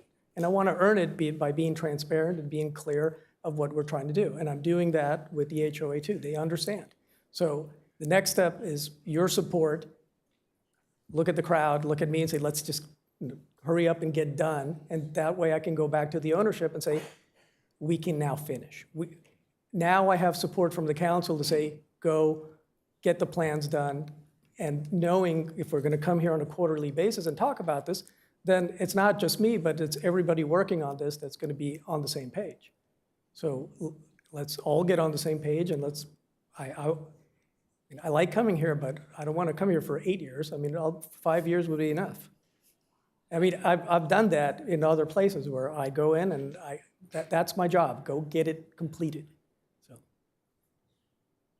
Thank you. All right, thank you. Thank you. Thank you all. Madam Clerk, are there any members of the public wishing to be heard on this matter? Oh, I'm sorry. Hold on for a second, Madam Clerk. I'm sorry, James Vaughn, I'm the Land Use Counsel for the applicant. I did submit a card as available to answer questions, and I did just want to make sure that the record was clear on a couple of points that were just covered, just to add on to what Mr. Bureau explained. I've been working personally with the City Attorney's Office on both the term of the extension and the specific milestones that were selected. And I want to explain the basis for both of those items. The 5-year term was selected in consultation with the developer, both on the plan processing and construction process that Mr. Bureau was speaking of, and also the expected absorption plan from sales. The expectation is that the project will be completed within 5 years. I think what Mr. Bureau was also expressing was that as a developer, we can't provide guarantees, right? There are a lot of items outside of our control, including the economy, but the 5 years was selected because that is the expected time frame to complete the project.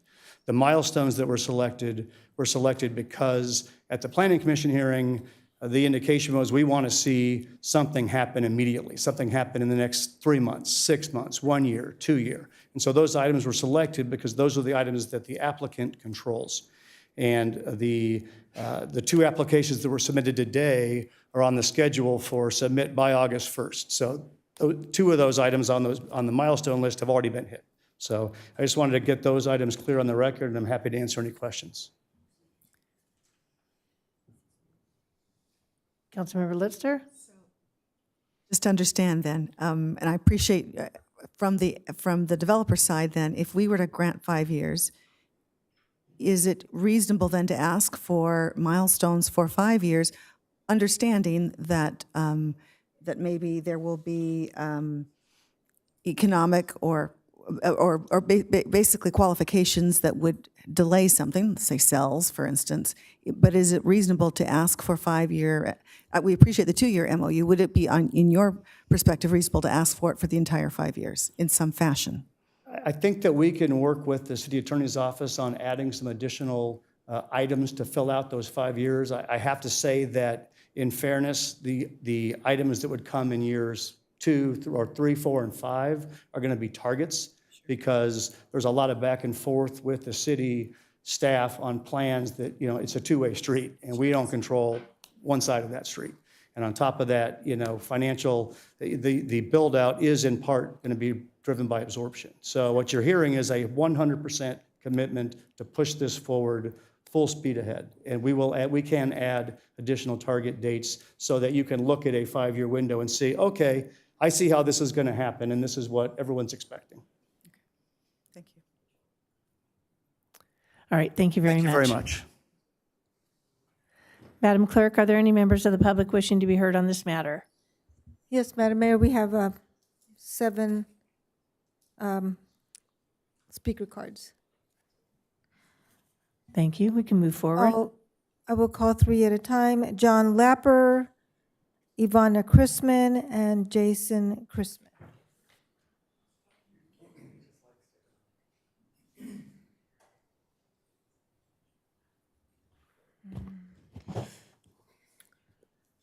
Mayor and City Council, this totally seems like deja vu.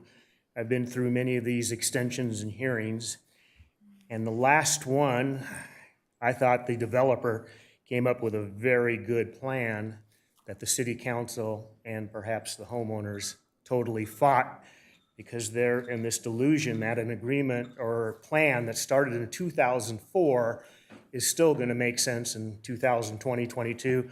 Now we're 2025. And the reality is that these 30 lots, of which I guess they've got a couple of them sold, being premium lots over an acre, finding 30 purchasers of the land who will then individually build their 30 mansions is not a reality. And I don't even see that in the 5-year plan. But I'd like to remind you of what they offered 5 years ago that you turned down, that who knows, it may have been done by today. They wanted to take the 30 lots, subdivide them, and I believe build 60 homes themselves, the developer, and put them all for sale. And then they would have built the condominiums for the seniors and the senior center, okay? And I understand legally and entitled 2004, we want that agreement, but I think that was a big, big mistake. So I think you have no options but for the 5-year extension, more Dust Bowl, more delays. But I still think the City Council, the homeowner association, and the developer should come back, because you're not going to sell those extra 25 or 26 for $2 million plus. It's just not reality in our economy right now. Thank you.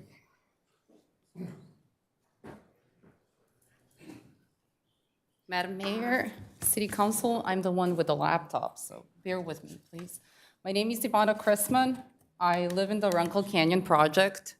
If somebody can help me plug in this so that I can play it.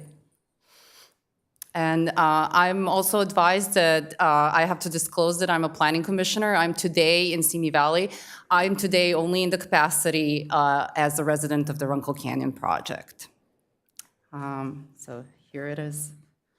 I hope this works. Oh, wait. I'm sorry. I'm glad I have 5 minutes. Because otherwise, let's hope this works, second time around. Be built before the single-family homes? Are they going to be built after the first set of single-family homes on the north end of the project are built? Do we have any idea on phasing? No, I don't have any idea on when this would be constructed, but there are conditions that require that after so many single-family dwelling units are constructed, that this has to be started. Do we have an estimated time frame for the remaining buildings to be built? I mean, we're giving them 3 years, but do they even have a plan set up yet? It's in our opinion, I mean, from speaking to the applicant, they feel confident in completing the construction within this time frame. Okay. I saw we still have 73 homes, 25 custom lots, and the senior condos. The park was finished about 3 years ago, and that was kind of one of the key things. I was there for that, so I remember. So are the senior condos the next thing up? That would be one of the bigger things that's left remaining on the project. Because I would really prefer that those go first before anything else. Just my preference. Thanks. There's nothing precluding the development of the senior site before the remaining homes, or to do the remaining homes before the senior site. The remaining homes will continue to be built. There's nothing. The applicant right now. As it relates to the timeline, we talked about, you mentioned initially starting with the 138 senior condos. And then you talked about the 25 estate homes. At what point is the senior facility going to be done? That'll be done concurrently with the senior homes, but. Then rewater them, that takes a few weeks, and then we can start construction. Our goal is to be fully completed, done with the last evo, these seniors moved into the homes all within the 5-year period. Have plans ready for the senior site to submit to Plan Check. We're hoping in the next 2 weeks we'll have plans into Plan Check. Been working hard at those. And I'm just going to show you that this was their timeline that was originally submitted. So they did have a timeline 3 years ago.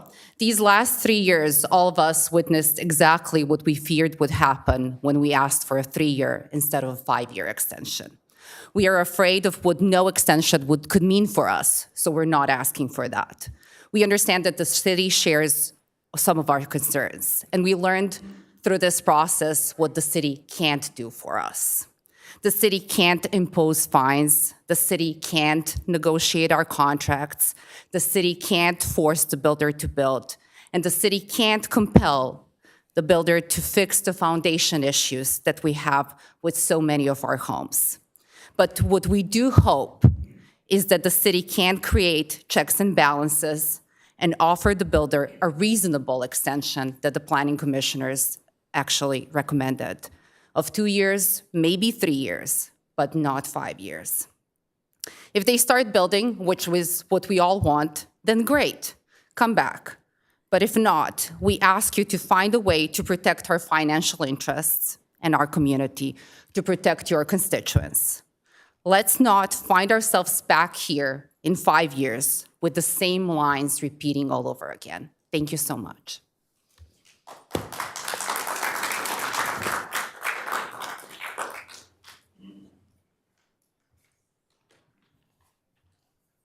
Good evening.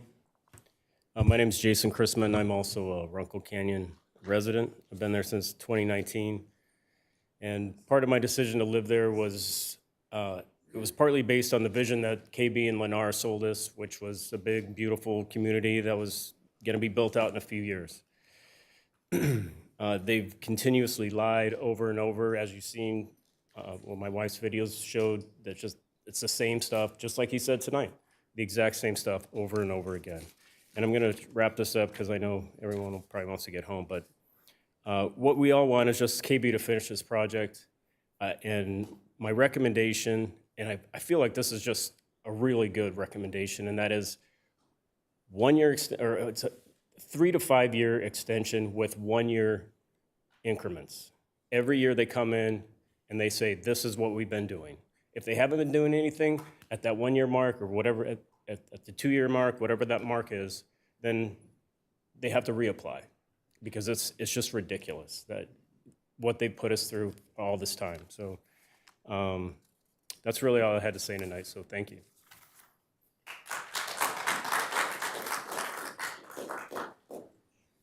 Next speakers, Doreen Stoutland, Ruth Wavenos, and Al Alvarez.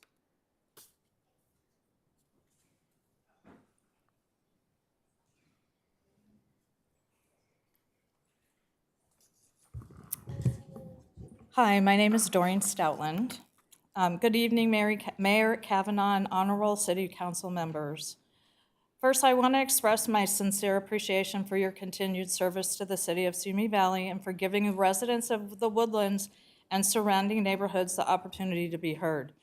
It is disappointing but not entirely surprising that we are once again discussing the Woodlands development and yet another extension request, the fifth from Runl Canyon, LLC KB Homes. As you recall, the developer was granted a fourth extension in 2022 with no changes to their obligations, specifically to complete the senior area. Despite this, there has been no tangible progress. In fact, similar promises were made in 2019 during the request for the third extension by Representatives Ben O'Neill and Ron Mertzel, including a personal commitment to you, Mayor Kavanaugh, that the recreational center would be the starting point. That promise was not fulfilled. It is clear these extension requests are not driven by the intention to move the project forward, but rather to prevent the expiration of their development agreement. The lack of any substantive development supports these concerns and reflects a troubling pattern of delays and broken promises. My recommendations under the findings and alternatives section, I respectfully urge the City Council to approve no more than a 3-year extension. Their most recent 3-year extension, requested as 5 years, has again resulted in no measurable progress. A shorter timeframe would hold the developer more accountable while still allowing them a fair opportunity to move forward. It's also my understanding that Runl Canyon, KB Homes, remains responsible for maintaining our community until build-out is completed and the city releases them from their bonds. Unfortunately, that responsibility is not being met. Notable concerns: the road to the water tower is failing. Talbot Avenue is sliding with visible bulging and severe cracking affecting both the street and adjacent homes, with some of those homes' foundations dropping 12 inches. Similar issues are occurring on Sequoia and Fir. Purple Sage remains incomplete and was never properly capped despite repeated assurances. Our HOA suffers ongoing financial losses due to unpaid dues tied to unbilled and unsold properties. These are just a few ongoing issues. As a homeowner, I deeply regret the investment I made in the Woodlands, an investment that now feels uncertain due to the continued negligent and lack of accountability by the developer. I would ask, why are they starting with the estate lots when they've promised over the last 6 years that the senior center would be done? Lastly, I want to express concern over the alleged intimidation tactics by Runl Canyon KB Homes, including threats of a personal lawsuit aimed at silencing homeowners who are experiencing their right to free speech by voicing valid concerns. I would request that we should be allowed to have the original geological and soil testing report submitted in 2004, and I would love to see the ones that were recently done. We have the right as homeowners to see that and understand the structural safety and long-term stability of the land we live on. These documents should be publicly accessible. Thank you again for your time.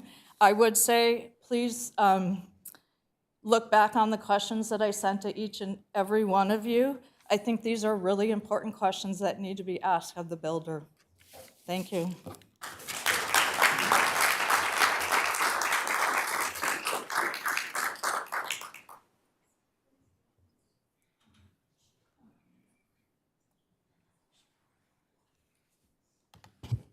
Good evening, former fellow council members. As a resident of almost 25 years here in Simi Valley, it is very important to me that we remember what our mission is, so I'm going to read it to you. The Simi Valley mission statement is to create a better community for the people of Simi Valley by overseeing the development of a prosperous and sustainable community. It was 5 years ago when I was up there on the dais as city council member that we were listening to Runl Canyon, and that we were asking the same questions. We were asking for accountability. You, as elected officials, you hold the strings. You have the power, and your power is meant to represent and build a better community for the people of Simi Valley. You are not beholden to developers. Every time developers come before us, every time they came before me when I was an elected official, and every time they come before you, it is to ask for an extension. This was 20 years ago that they built it. The fact that they had to redo the plans because now there are new requirements by the state of California tells you how stale those development plans are. And it is your responsibility as elected officials to hold developers accountable. I agree with the previous speakers. I would give no more than a 3-year extension with required yearly check-in to make sure that they're actually making progress. Every developer that comes here to City Council always says, we're waiting for lower labor costs. That's never going to happen. We're waiting for lower building costs. That also is never going to happen, especially with the tariffs that we're doing right now. So there is no way that costs are going to get lower. There is no way the profit is going to get higher. We see more and more, as residents here in Simi Valley, every weekend, we see more and more and more open houses. People are selling their homes, these mega mansions at 4,000 square feet. I'm sorry, but they're not going to sell. It's going to take a long time to get those sold. They are right now asking for an extension because they are afraid. They're afraid of getting sued.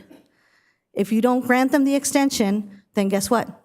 They will get sued. They will get sued by the residents of Simi Valley for breach of contract, and they have every right to do so because they were made a promise, and it is your responsibility as elected officials to hold them to that promise. It is not okay to continue to side with developers instead of the residents of Simi Valley. That is your responsibility as elected officials to make sure that they are protected. They made an investment. We have people saying that they regret their investment in the real estate here in Simi Valley. That's not a good look, nor do I think those mega mansions are going to sell very well, given that the roads are buckling up there. So you hold the purse strings, you can change the agreement, you are not beholden to the developer. It is the other way around. The developer is beholden to the city of Simi Valley and the residents of Simi Valley. So I'm asking you to hold them accountable, to not grant this 5-year extension, to only grant them a 3-year extension, and if you have to come back for another public hearing, then do that, with yearly required mandated check-ins that they're actually making progress on the promises that they made to the residents of Simi Valley. And I am appalled and disgusted to hear that the developer is threatening residents and that there's misfeasance here, that they can't even get enough money from HOA to pay the things that they need to pay for. That's misfeasance. We don't want any part of that. We don't want any lawsuits from the city of Simi Valley. So hold the developer accountable. That's all I ask. Thank you.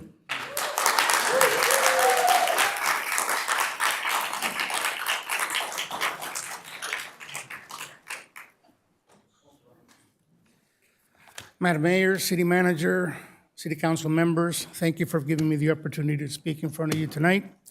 I'd like to thank you for your hard work in making Simi Valley a great city to live in and a great city to raise a family in. My name is Hal Alvarez. I've been a resident at the Woodlands since 2016. We moved in at the first phase, so it's not my first rodeo here. Well, here we go again. Please keep in mind that the original site plans and the architecture for the senior condominiums were approved by the Planning Commission in June of 2013. In an article posted on March 29, 2014 in the Ventura County Star by Rachel McGrath, Tom DePrima, Executive Vice President of Runl Canyon LLC, stated that the anticipated construction of 323 1- and 2-story detached single-family homes and 138 attached senior condominiums would begin by the summer of 2015. He mentioned that the initial phase would focus on building the senior condominiums, noting, we know there's a huge pent-up demand on those in Simi Valley.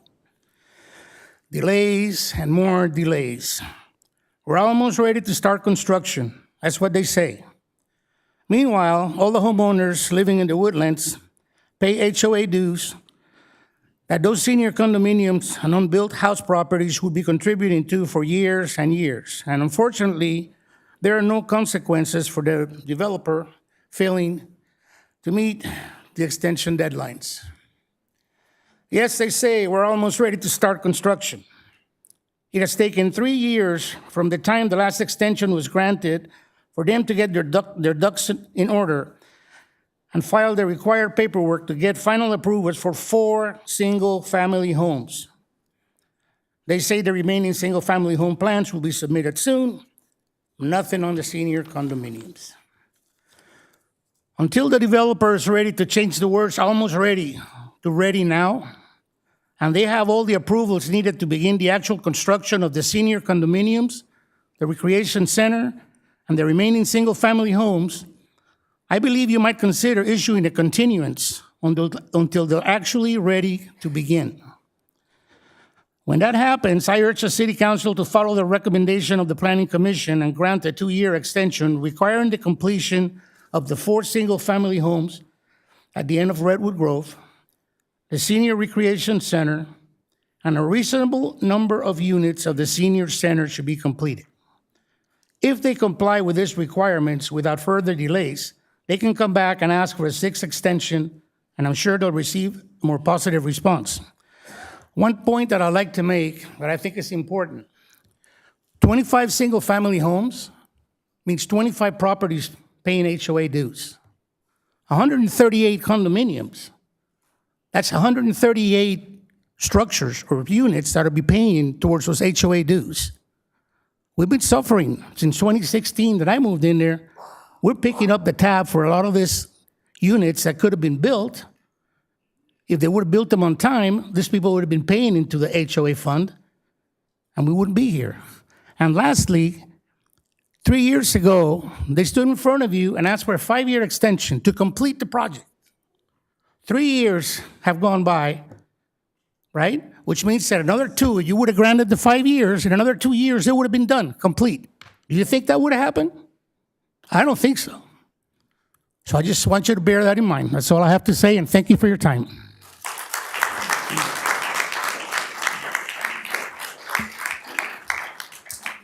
The last speaker is Royce Caldwell.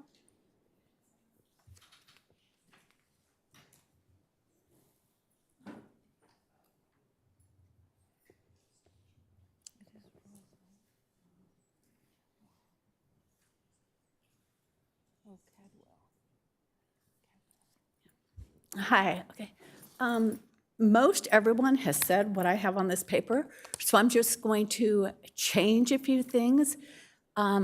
City planning gave them 2 years. Clearly, 2 years is not going to happen, so I'm saying maybe 3. A lot of people are saying every year they need to come back. No, I think it should be 6 months because nothing has been done.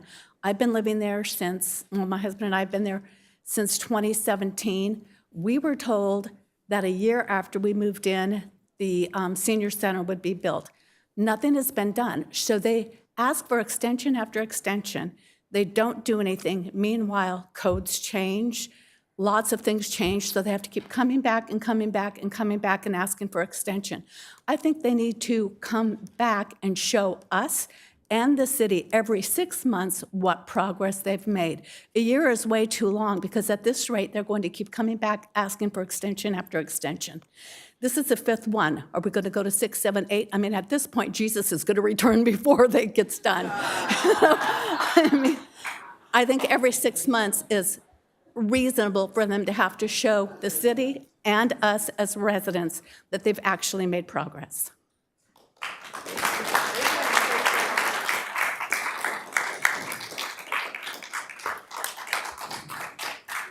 Madam Mayor, that was the last speaker. Thank you. Does staff desire to respond to any of the comments of issues raised? We have no items. Madam Mayor, I can also say one thing. If council so desired, one of the things that we can do is to continue this hearing to a date certain to see if we can work out an operational memorandum to address the 5 years, right? I mean, that is an option to sort of evaluate if you didn't want to make a decision today. I just wanted to throw that out there before you deliberate on what your decision is going to be. Thank you. Okay, does the applicant have any desire to rebuttal any of the comments?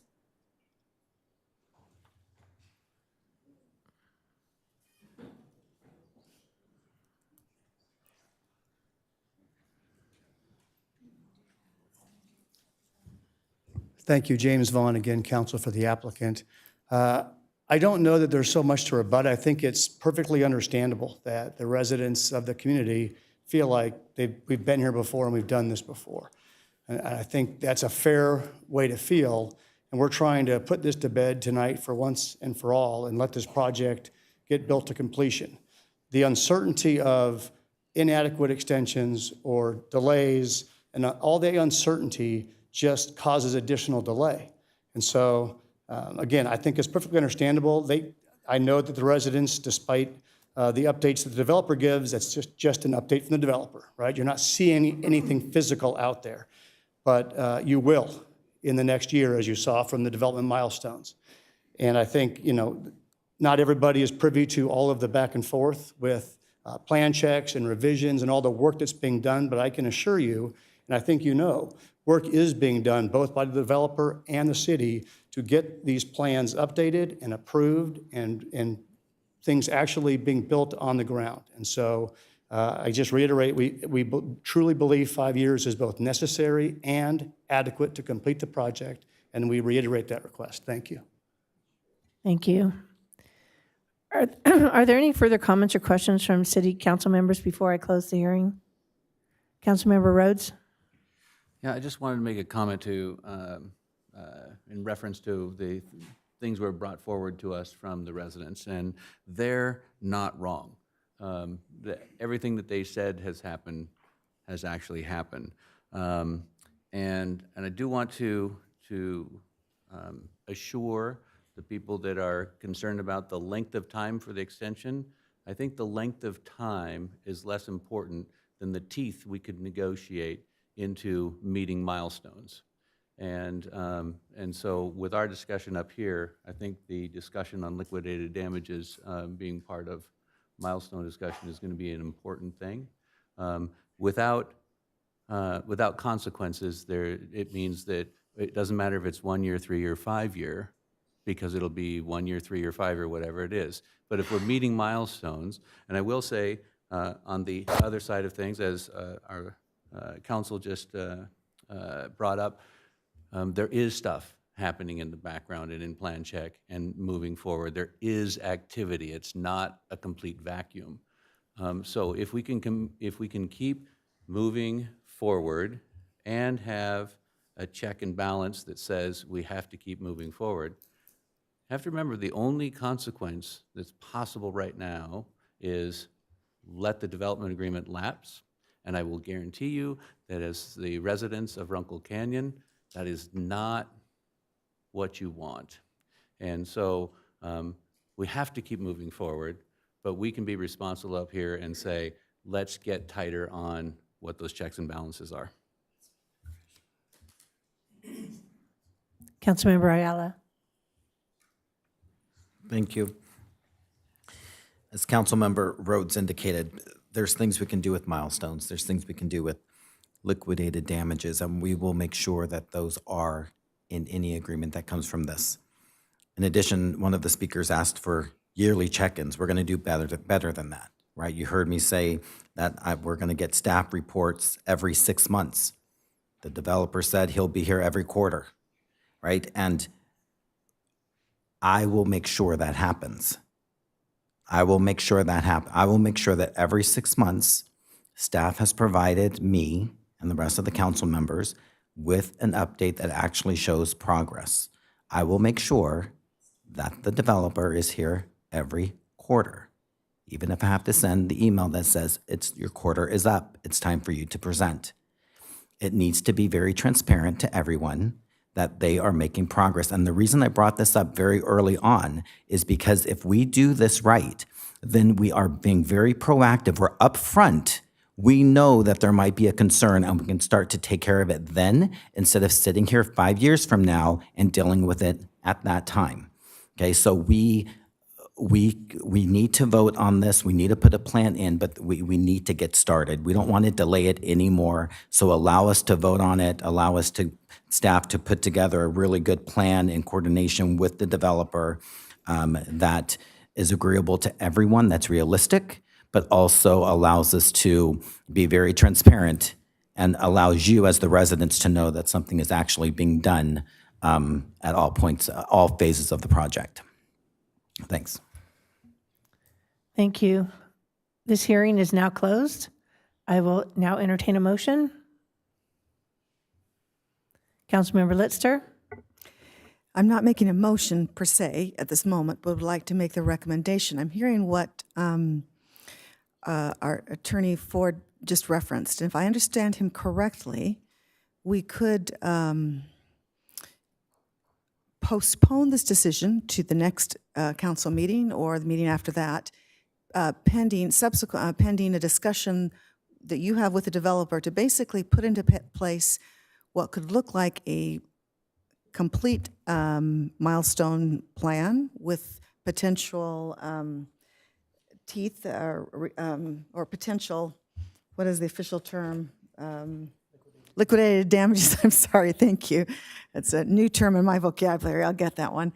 But that would allow, if I'm understanding correctly, that would allow this conversation to be worked out, and so there truly is a plan forward beyond a 2-year potentially timeframe. What I'm hearing, particularly from the residents as well, and as I'm reminded of, thank you, is that it looks great to have 4 state lots, but truly there, and I understand it's subsequent to the electrical issues, et cetera, I understand that, but there's a great desire to get the senior condos built, et cetera, and so I'm anxious that that all be very much part of the timeline.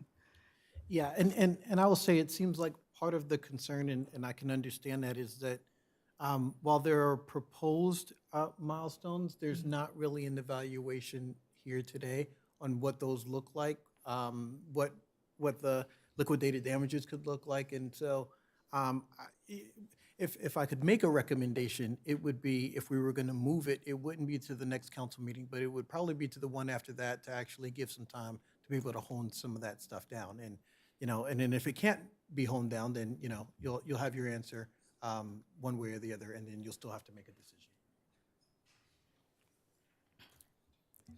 Mayor Pro Tem Judge. Thank you, Madam Mayor. I, like you, are very frustrated by this whole process right now. Sitting here on this dais for the last time this company came to us and asked for an extension is really driving me crazy. I agree that there should not be a 5-year extension on this. This is ridiculous. I would be more than happy to go with Planning Commission's recommendation, or even the 3-year recommendation. I am interested in hearing about what we can do as far as making them hit the milestones with the, I'll say, teeth in the process, so that something can be done to satisfy these homeowners and the problems they're having. I think this is completely ridiculous. It's gone on this long. You're going to complain about codes changing, like former Councilmember Luevano said, codes changing in California. If you'd have broke ground 3 years ago, you wouldn't have had that problem. So I don't get it. I don't understand why this is taking so long. Really don't. It's starting, I mean, I've been up here for you coming to us like 4 times now. There's no excuse for this. It should be finished. So I'm fully aware of, I like the idea of going back and getting those milestones, getting some teeth behind those so we can do something with this to make sure stuff happens. And if it doesn't, well, then we'll have to figure something out. That's what I have to say.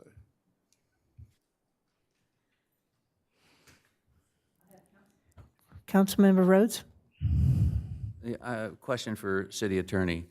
In terms of negotiating those milestones and putting that together, is it easier to do prior to the passing of an extension, or could it be, could we pass the extension, put that to bed so there's something certain, and then work those things out? What would be the best sequence of events? I think that it would be easier to do it with a continuation of the public hearing, because then we'll again, I'm coming back to you with sort of, here's what can be done, based on what they say, instead of, doing it on the back end. To me, this is just the fairest and easiest way to do it. So, like I said, the only thing I would ask is it's not the next meeting, because that's 2 weeks away. So if we've got the meeting after that, we have to continue this to a date certain so that we don't have to go through the whole process again. It just would make sense to me. So, Madam Mayor, based on that, I am ready to make a motion if there's no other comments. I was probably going to make the same motion. You go ahead. This is your, please. All right. So, Madam Mayor, I move to postpone this hearing until 2 meetings from now to a date certain, which would be August 18th. August 18th, and allow time for staff and council to negotiate the terms of the Someone give me a term. Extension? Or the- I would say Liquidated. Milestones. the operating memorandum, which would contain milestones. The operating memorandum that would contain milestones. Second. Call for the vote.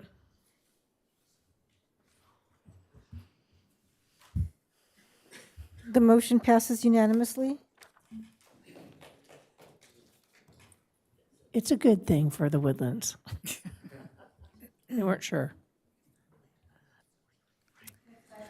Next item, Madam Clerk. Madam Mayor, the next public hearing item, 5B, a public hearing. Can we go on? A public hearing to consider a request from Lighthouse Bible Church of Simi Valley for a planned development permit PD-S-2024-0007, tentative parcel map TP-S-2024-0005, and an affordable housing agreement AHA-2024-0005 to construct an 80-unit, three-story apartment complex with 16 affordable units located at 4910 Cochran Street, a determination that the project is categorically exempt from the California Environmental Quality Act, and adoption of two resolutions. The reading of the resolutions is as follows. Resolution number 2025-23, a resolution of the City Council of the City of Simi Valley approving a planned development permit PD-S-2024-0007 and tentative parcel map TP-S-2024-0005 to construct an 80-unit, three-story apartment complex with 16 affordable units located at 4910 Cochran Street, and a determination that the project is categorically exempt from the California Environmental Quality Act, and resolution number 2025-24, a resolution of the City Council of the City of Simi Valley approving an affordable housing agreement, AHA-2024-0005, with Lighthouse KKR LP for the development of 80 apartment units, including 10 units to be reserved for low-income households and 6 units to be reserved for moderate-income units, located at 4910 Cochran Street. And Deputy Environmental Services Director Sean Gibson, Associate Planner Zarui Shaparayan, and Planner Daniel. Is Daniel Franco. here? Daniel was here. I apologize. Daniel, I didn't get your title. All right, before we begin, are there any ex parte communications for the council? Thank you. Staff, go ahead, please. Yes, good evening, Mayor Kavanaugh and City Council members. Consistent with the city's housing elements opportunity sites, tonight's project is the proposed reuse of surplus church property to help achieve city RUNA numbers. Located on East Cochran Street, Lighthouse Bible Church proposes to split their lot to allow development of 80 apartment units, including 16 affordable units for income-restricted tenants. Our management analyst, Daniel Franco, and Associate Planner Zarui Chaparine has the presentation. Good evening, Mayor Kavanaugh and members of the City Council. On May 14, 2025, the Planning Commission approved a CUP for the construction of a 5,588 square foot sanctuary building and parking lot modifications at an existing religious institution, and also recommended for approval to the City Council PDS 2024-007 and TPS 2024-005. The applicant, Lighthouse Bible Church, requests approval of the PD and tentative parcel map to create a new 1.97 acre parcel and construct an 80-unit multifamily apartment complex located at 4910 Cochran Street. The project request also includes an affordable housing agreement to provide 6 moderate income level affordable units and 10 low income level affordable units in exchange for a density bonus, 6 waivers, and 3 concessions. The western portion of the site is currently developed with a 17,000 square foot religious facility and 3,000 square foot parsonage. The site is surrounded by another religious facility and recently approved townhome development to the west, single-family homes to the north and south, and a private school to the east. Lighthouse Bible Church will sell parcel 2, as outlined in red, for the development of the 80-unit apartment complex. A property line wall identified by the middle red line will split the 2 parcels. Apartments will be accessed by a new driveway from Cochran Street. The units will be spread amongst the 2 3-story buildings, and the complex will include 108 parking spaces, landscaping, a courtyard, and barbecue area. On screen is a close-up of Parcel 2, the subject lot for the planned development permit. Enclosed in the orange rectangles are the 2 apartment buildings, which include the garages and carports on the first level. The buildings are of a California coastal design, and 20 of the units will have balconies, as pointed out on screen. Also on screen are renderings and elevations of the carports, garages, landscaping, patios, and bike racks. The residential high-density zoning on the property allows for 40 units on this particular property. Per density bonus law, a 50% density bonus for low-income units and a stacked 50% density bonus for moderate-income units allows for 80 units total. 10 units are required to be low-income units and 6 moderate-income units. The applicant is requesting the following 3 concessions and 6 waivers. The first concession requested is to reduce the required privacy wall height at the southern property line, where a 6-foot wall currently exists at the southern property line. 2 other concessions are requested to forego 2 optional standards for residential development. The 6 waivers include decreased front yard setbacks, the elimination of the specific plan height restriction and landscape buffer requirements, increased walking distance from units to parking spaces, allowance of compact parking spaces, and a decrease in landscape island width. And now I'll turn it over to Daniel Franco, Management Analyst, to provide comments on the Affordable Housing Agreement. Thank you, Zarui.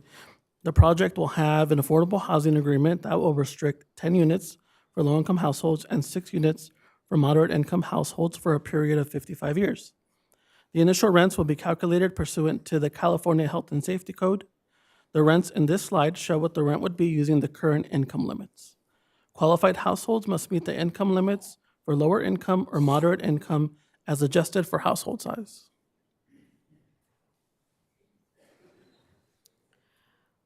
Planning Commission recommends that the City Council adopt a resolution approving the planned development permit and tentative parcel map, with a determination that the project is categorically exempt from CEQA.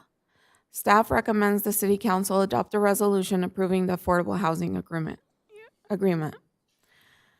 This concludes our presentation, and staff is available for questions. Thank you. Thank you. Are there any questions of staff? Councilmember Rhodes? Yes, thank you, Madam Mayor. One of the concessions is for a 6-foot setback on the southern property line, and the other concession is for a lower wall. Given that right now there's empty land behind that, that's not a big deal. Should something be developed over there, I think that really presses it to the property line. So my question is, on the project that we approved just to the west, did they also request a smaller distance to that wall and a reduction in the wall size? And would that then be consistent across the 2 properties?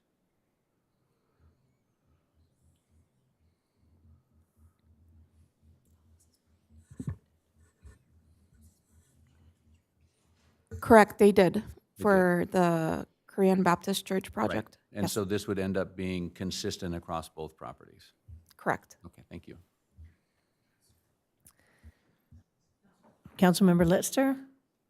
Just want to make sure I understand that there will be a property wall that's going to divide this, is that correct? Or is that on the property line? Correct, there will be a property wall that'll divide the 2 parcels, the church parcel and then the apartment complex. Okay. And did I understand that this also allows the house of worship, or they're submitting for a larger structure to be built as in the front? Can you speak to that, what this does for the seller? The conditional use permit was approved by the Planning Commission for the 5,588 square foot future sanctuary building. Okay, very good. I'm dying to ask if there's gates that are going to be put in the wall so that people can go to church from this new residence, but that's probably not in the whole discussion. Yeah. Staff requested gates. You could refer to the applicant if they chose to propose Okay, it. fair enough. Just a curiosity. Okay, thank you. Any other questions from council? All right, seeing none, at this time, we'd like to open up the hearing. Does the applicant wish to speak?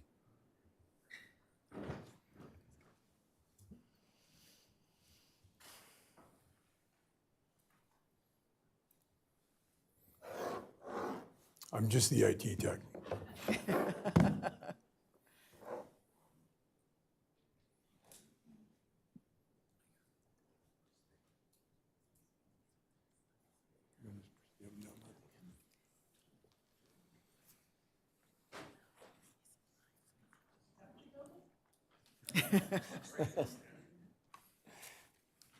Okay.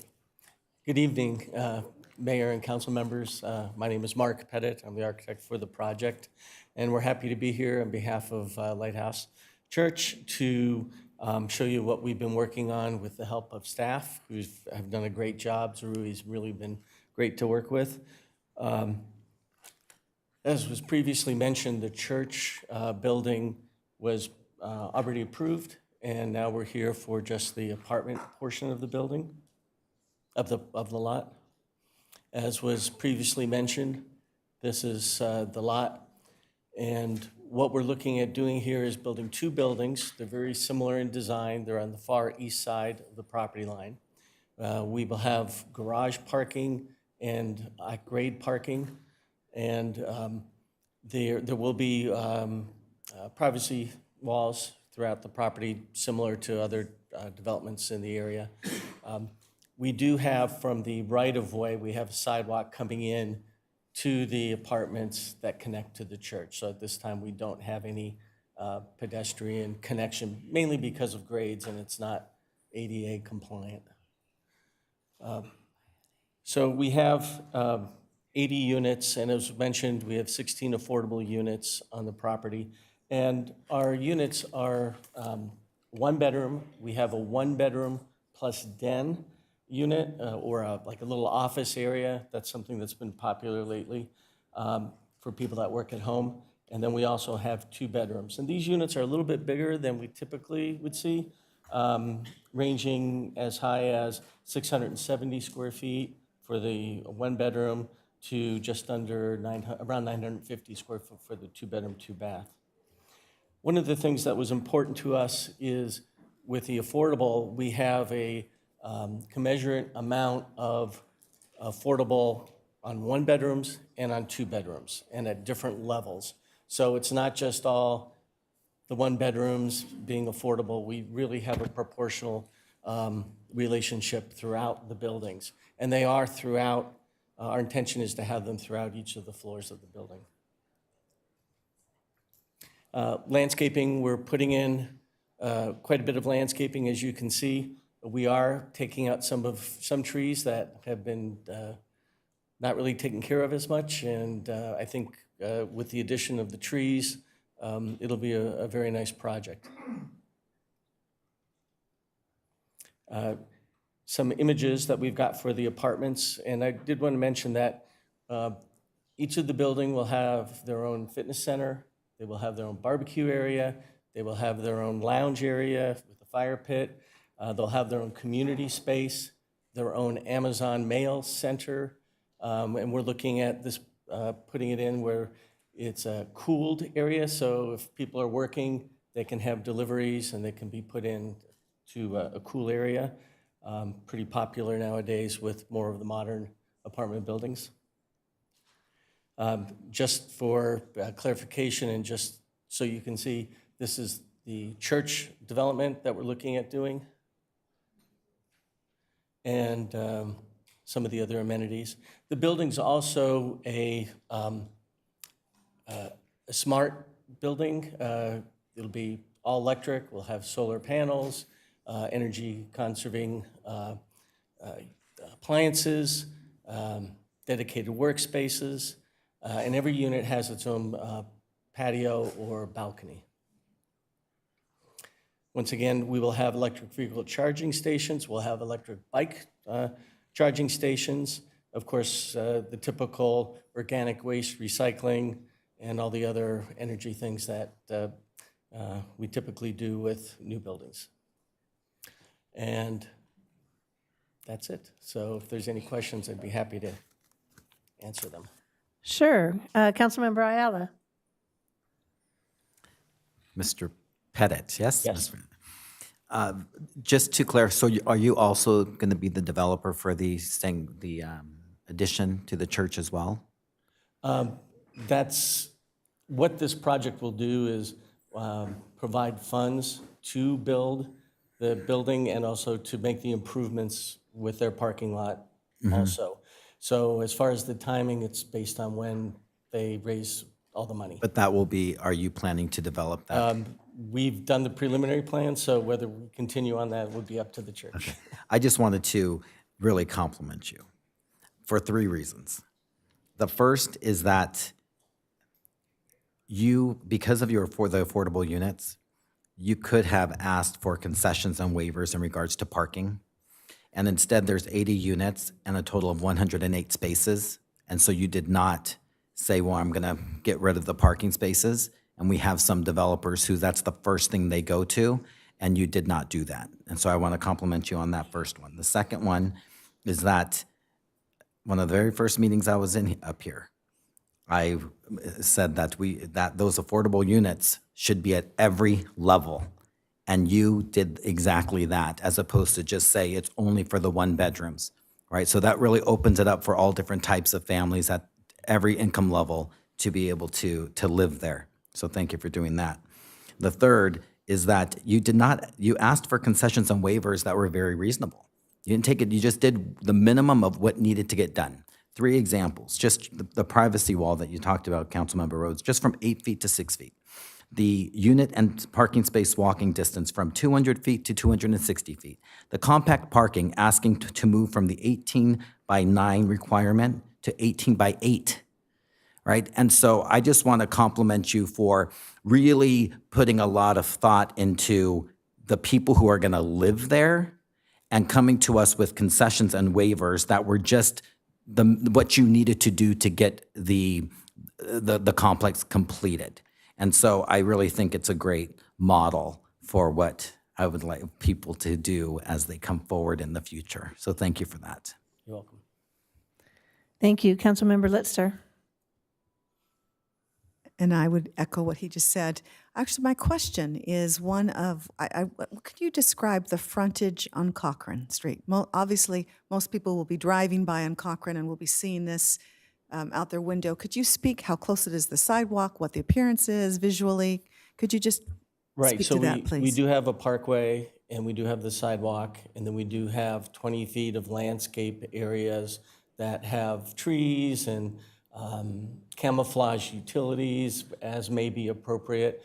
We've also designed it so that you don't see any parking from the street. So the parking spaces are tucked in and kind of around the corner from the parsonage, and then of course with the garages. So the parsonage is still there, so we've got our building, the parsonage, and of course then the new church building. So we're trying to create a street scene that has consistent landscaping, parkway, sidewalks throughout. So it's not, what you see right now is going to be significantly changed with all the significant landscaping and the additional trees and the additional sizes of trees, since we are going to be removing some of the older trees. Very good. Thank you. Just wanted to appreciate that. Mayor Pro Tem Judge. Thank you, Madam Mayor.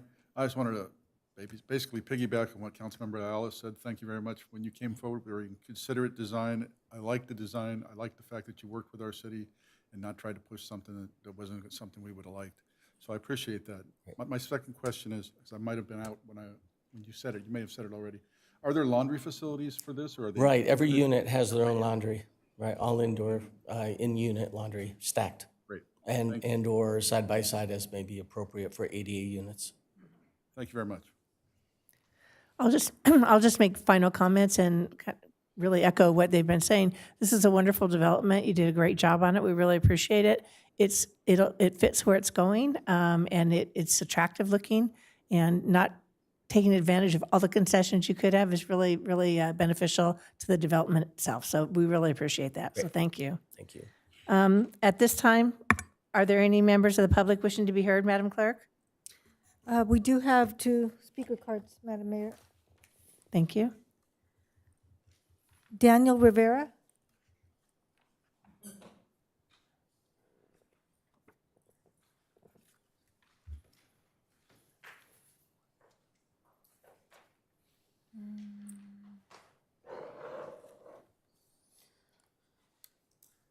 How you guys doing? That was a long wait, but thank you for letting me talk. I'm kind of new to this. I'm a new homeowner. My name's Daniel. I live on Leeds Street, and I'm gonna actually be going against the apartment building. And there's a few reasons why. One of them is I'm hoping that you guys don't allow any sort of rezoning for this structure to go into place and keep it as a church, keep it as a commercial use. Especially if you're going to rezone it to residential, not to allow an apartment complex. I understand it's affordable housing. I'm all for single-family homes. We don't have enough of those. I work for the Department of Water and Power over in the city of LA. I do design work for new commercial buildings, industrial apartment buildings, as well as affordable housing. So I'm familiar with how this kind of stuff works, where one of these gets built somewhere, and it's kind of a domino effect. My family and I saved up a lot of money and invested in a very nice property on Leeds Street, but not for it to have apartment buildings all built on Cochrane. There's already a 50-unit apartment building adjacent to our backyard, and this would just be an additional one with 80 units. That's another topic, is with 80 units and just the society we live in, everyone needs a car to get around. So conservatively, with 80 units, each person needs a car. That's at least 80 cars, right? Let's say there's 3 cars per unit, that's 240 cars. That's a lot more traffic in the surrounding area. And I can bet that the surrounding residential people would not appreciate that. I also wanted to bring up the California Environmental Quality Act. I know that it's mentioned on here that it's exempt due to the affordable housing, but I would like to petition that it wouldn't be exempt, like they would have to go through the standard that was created for a reason. Not to mention, I think a lot of homeowners wouldn't want a big apartment building in their backyard because it would hurt the property value. And the people on Leeds Street have good properties, so we don't want another apartment complex going behind it and hurting that value. And lastly, my family and I, well, a growing family, before we moved here, we lived in the San Fernando Valley. As you guys know, it's very congested and overpopulated over there, and a big reason as to why we moved to Simi Valley was we heard how great it was to raise a family over here. I'm excited that we went from 1 kid to 2 kids since being here, but a big concern of ours is overpopulation, and I would really like to not regret moving to Simi because of it. And not to mention, we heard a lot of horror stories in the last hearing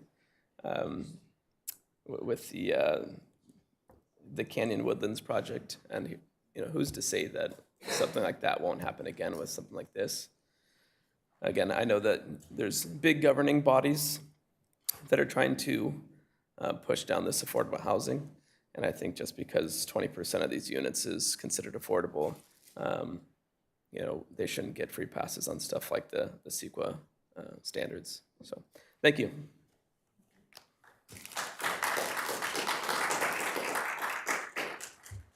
Sharif Mohsen.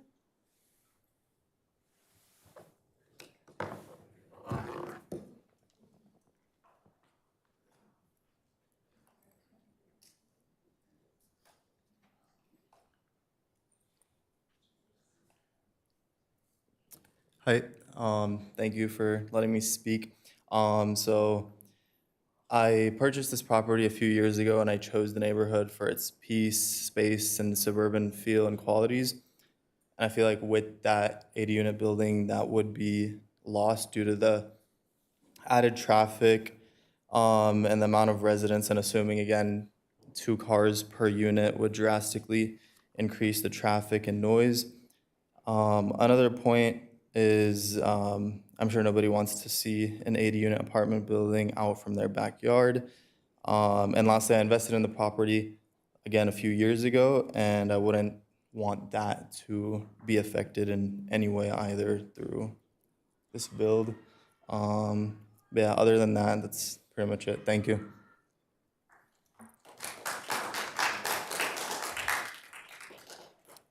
Madam Mayor, that was the last speaker. Thank you, Madam Clerk. Does staff desire to respond to any comments? Yes, Mayor Kavanaugh, to clarify some of the public comments made in the hearing today, the property was rezoned to higher density residential in 2021 as part of the housing element update to identify, like I said earlier, underutilized church facilities to account for some of that affordable housing need and to achieve the city's RENA's numbers. These are sites that were volunteered to be presented for rezone, so I want to clarify that. Also, a traffic study was completed for the site and identified really minimal or no impacts on Cochran Street traffic, and the environmental review is a categorical exemption under CEQA because it's less than 5 acres. Thank you. Does the applicant have any rebuttal? Thank you. Any further questions from City Council before we close the hearing? Councilmember Litzter? Just a quick question of staff. And the 2 gentlemen that just spoke who reside, I assume that they both reside on Leeds behind. It wasn't clear. Is either one of you the property immediately behind? Or just in the general area? Like diagonal? Okay.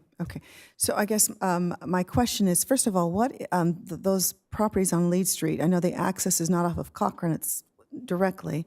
What is the zoning for that property behind the property in question?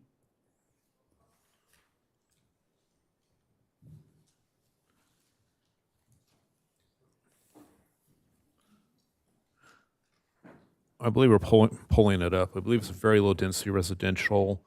Concurrently with that 2021 rezone, the property further east on Leeds Street was rezoned to a moderate density near the corner of Stern Street, also as part of that housing element update. But immediately south of here, it's that very low density residential, Very low density residential. 20,000 square foot lots. So I certainly understand their concern. If there were further development, can they come back? Can there be a discussion about more privacy screening, for instance? Or, I mean, is that something that, obviously neither of these properties are directly behind, but if something were to be built, is that just a civil negotiation conversation at that time? How does that work? So while sorry, go. Oh, I was just going to add that the single-family residences to the south are at least 350 feet away from the proposed building. Right. And I believe that the developer, during Planning Commission, agreed to do privacy hedges as part of the development. Got it. Okay. Thank you. I appreciate that. I know. Yeah, thank you. Councilmember Rhodes? Thank you, Madam Mayor. I brought up Leeds Street while the people were talking, just so I could kind of understand the thing there. I want to echo what Mr. Gibson said, that some of these things are decisions made outside of Simi Valley, the CEQA exemption and so on. And for us to find locations where we can increase housing, because we're obligated to do so by the state, we entitled these properties as being available for that. I hear you about traffic and increased density and so on. the fact of the matter is Simi Valley's built out, and we're going to have to infill in order to create housing. So we're looking for the best opportunities to do that. This particular development is, I think, an interesting one and an advantageous one in that the developer did not take maximum advantage and could have put in much higher density, could have limited more parking using different vehicles that the state put in front of them. So while I understand that there will be more impact in your neighborhood, based on the traffic study, it should be minimal. And I think this is the right location for this type of a development in our city. Thank you. Any other comments? If not, I'll entertain a motion. Mayor, we need to close the hearing. Thank you for keeping me on track. This hearing is now closed. And seeing no other questions, I will now entertain a motion.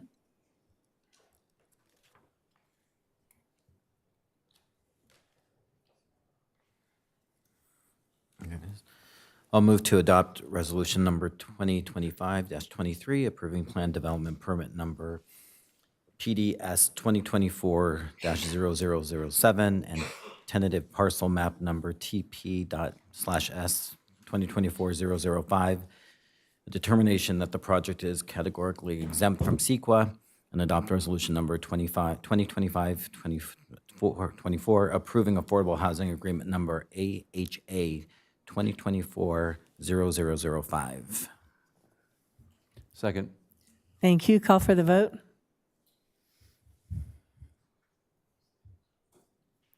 The motion passes unanimously. Thank you. Madam Clerk, we can go to the next item. Madam Mayor and members of the City Council, next on the agenda is item 6, public statements. During this agenda item 6, the City Council will hear public statements from persons who have previously submitted speaker cards and did not speak under agenda item 4. Speakers will be called on in the order in which their card was submitted to speak for this public statements item 6 for a period of no more than 2 minutes each. Persons addressing the City Council are requested to state their name and community residence for the record. Madam Mayor, I know that people have been waiting a long time to speak. I'm wondering if we could take a 5-minute break for those on the dais that have been up here for a while. Yes, we can have a 5-minute recess. 5 minutes. 5 minutes. We will be right back.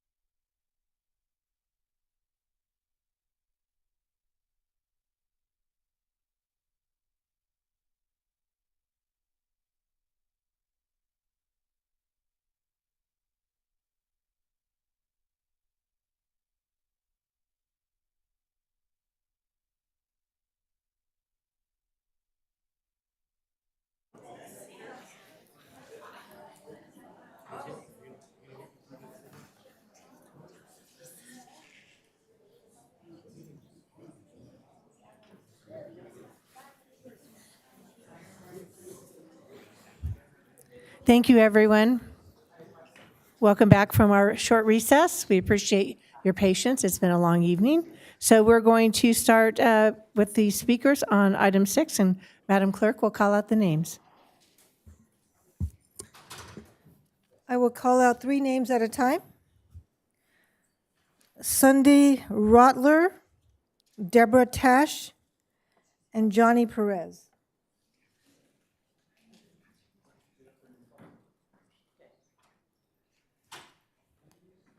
Hi, my name is Sunday Rotler. I was born in the U.S. From legal immigrants, and my late husband was from Germany. He also was a legal immigrant. And I own rental property here in Simi Valley, and I chose Simi Valley because I was told it's a very safe and conservative community. And because of that, I am very opposed to becoming a sanctuary city. And I support the police department, and I support ICE and what they're doing. And I also just wanted to add, because my late husband did teach classes on the Constitution. Everybody keeps saying that it's unconstitutional. And no, it's not, because the Constitution was written specifically for the American people. So that's it. Thank you. Thank you. Thank you, Madam Mayor and members of the council. I just want to come here and say that I stand with these people, with your law enforcement, with ICE, and with the armed forces that make our country safe. And that's all it is. I want to tell you that my grandmother came here. She came here as an 18-year-old with her sister. They traveled half the world to get here. She was in Ellis Island, and she was going to be sent back because her uncle didn't claim her. He only claimed her because he saw an ad in the Jewish paper, The Forward, about 2 nieces. They wouldn't let her on the street alone, 2 young women. This is when the country protected itself, protected its immigrants, protected those people that were coming here. But I got to tell you, my grandmother never looked at coming here as a right. She looked at it as a privilege. And the people that she left behind were killed in the Holocaust. They were hunted down in the Ukraine and shot by the Nazis. This is why I take umbrage with calling what is going on with ICE a Holocaust, because this is really disrespecting the mass graves of the people she left behind.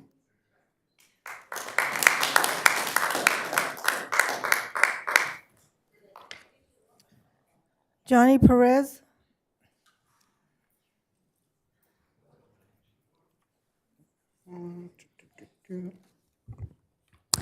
Thank you.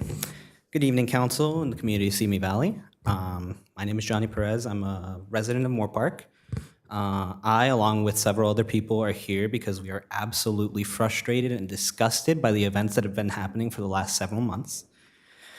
It's been a little over a week now since the mass raid and occupation at the Glass House Farms in both the Camarillo and Carpinteria locations, where over 200 people were forcibly separated from their families, several of them deported immediately the next day to countries that they weren't even from. Where are they? We don't know. Tragically, one worker, Jaime Alanis, was killed. He died. He was working. Oh, you fuckers. Ugh. Yeah, say one more thing. Okay. I can't fathom that you people still call that justifiable. What we're seeing is blatant fascism disguised as a plan to make America great again, whatever that means. Concentration camps have been set up in remote locations far from the eyes of people and the public, the journalists. They can't even get in. Why are we hiding them? What is there to hide? You say that these people are just doing their jobs, but that was rejected at the Nuremberg trials. So think about that.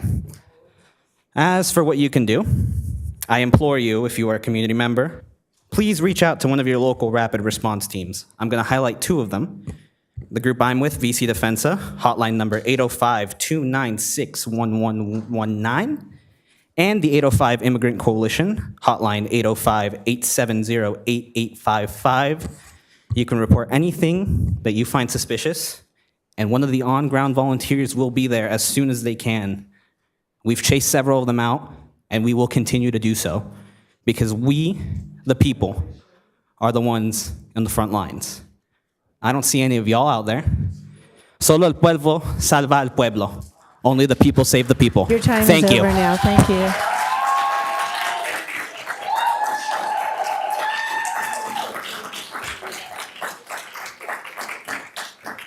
The next, Okay. We're asking everybody to please be polite and not carry on too long on all your applause. So thank you. the next 3 speakers. Any vulgar instances? Thank you. I appreciate that. All right. Thank you. Let's go to the next one. The next 3 speakers, Joseph Calfano, Steve Bruck, and Elena Johnson. I believe the lady left.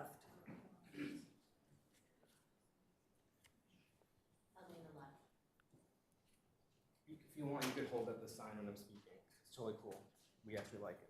So if you want to come up behind, am I allowed to give her permission to have her George Soros? No, you're not supposed to talk to them. You can Okay, speak, no worries. You can speak to us, Hi there, the my council. name's Joseph Alfano. I was raised in Simi Valley. My father was raised in Simi Valley. I am a volunteer of VC Defensa, and I came hoping to explain to the city council that there are steps you can do to defend the immigrant community.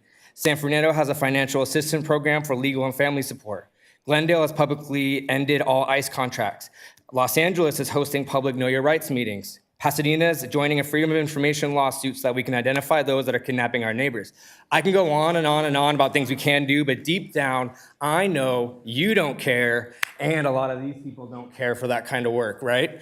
So I'm telling the people listening in our community, we must defend ourselves because we know this council will not. Join VC Defensa. Join 805 Immigrant Coalition. These phone numbers are 805-296-119 for VC Defensa and 805-870-8855 for these rapid response lines. We wish we had that George Soros money. I can tell you we don't. We do it for free. I know that might be sad in a different way, but we wish. And then let me explain one more thing. We must defend our neighbors, our families, our parents, our loved ones by any means necessary from torture and kidnapping. Solo el pueblo salva el pueblo.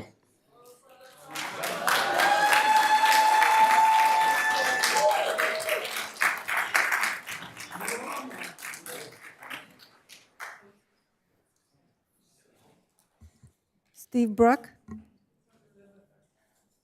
Elena Johnson.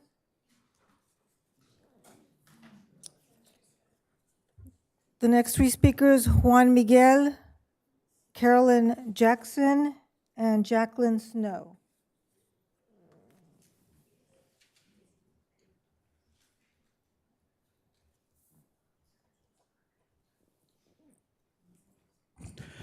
Good evening.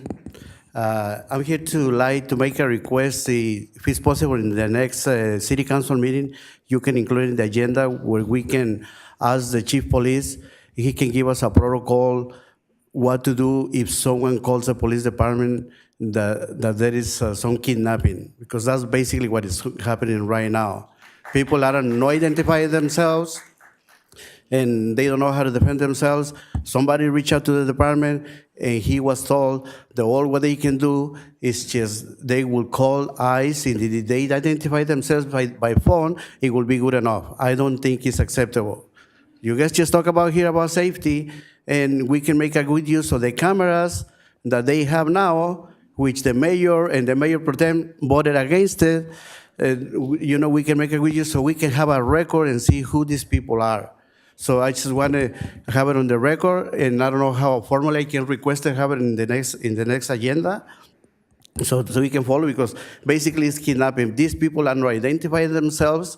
We don't know who they are. They are bounty hunters, or you don't know who they are. Some people might use force to defend themselves. And these people that are going, they are breaking into their properties, they are damaging their cars and everything. So, a phone call is not enough.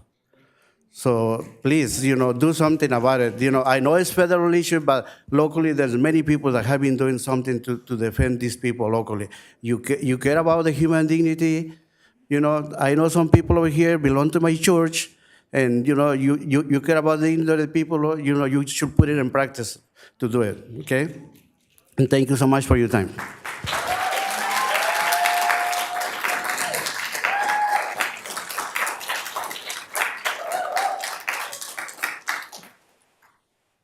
Carolyn Jackson? Jacqueline Snow?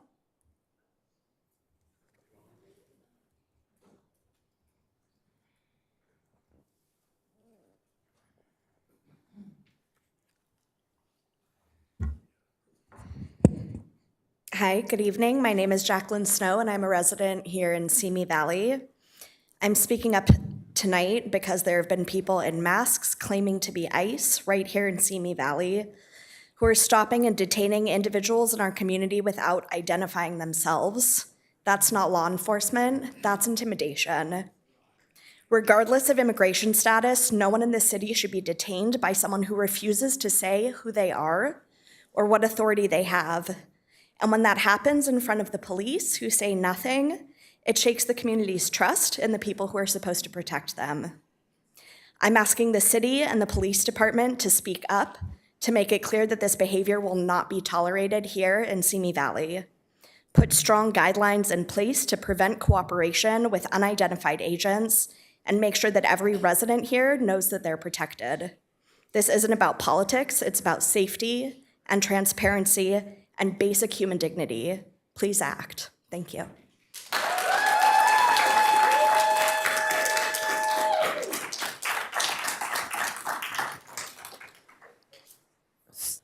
Next three speakers, Stephen Johnson, Michael Shaw, and Aubrey Lancaster. Stephen Johnson? Michael Shaw? What Johnson?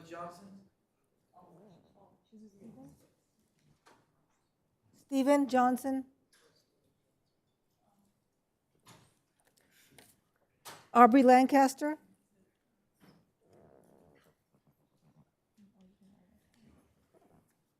All right, thank you so much. Hello, Council, and I am Aubrey Lancaster. I'm a lifelong resident of Simi Valley, currently in District 1, always in District 1. Mayor Kavanaugh, thank you very much for the statement you made at the beginning of the meeting. I do hope that will be on the city website and socials. I think that needs to be out there. I'm here to ask for the council to take action to address the ongoing presence of ICE in our city and the harm and mistrust this is creating between our community and our local government. Other cities have stepped up and offer models for Simi to follow. On the front page of the City of Oxnard's website, they share Ventura County resources for immigrants and their families, providing up-to-date information, legal aid, local and state support services, and emergency contacts. They link to the Immigrant Legal Resource Center's materials in 39 different languages.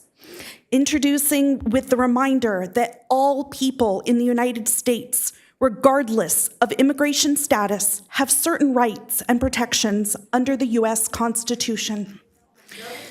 They also share the 805 Immigrant Rapid Response Hotline number. On June 26th, the City of Ventura adopted the resolution number 2025-47, known as the CARE policy, that includes clear language barring city personnel, funds, subpoenas, or records from being used in operations that target immigrants. It also directs city agents to refuse external enforcement requests. These cities have taken clear public action to protect their communities and build public trust. I am calling on the City Council to direct staff to draft a resolution modeled after Ventura's care policy, add multilingual immigrant safety resources to the city website and police department communications, and begin a public review of city policies regarding federal immigration enforcement and share that information with the community. Thank you.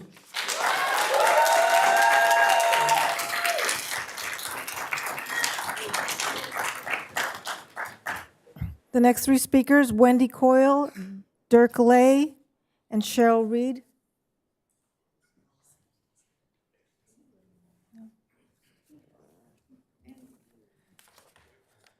Jennifer Jones, Debbie Cohen, and Carla Costilla.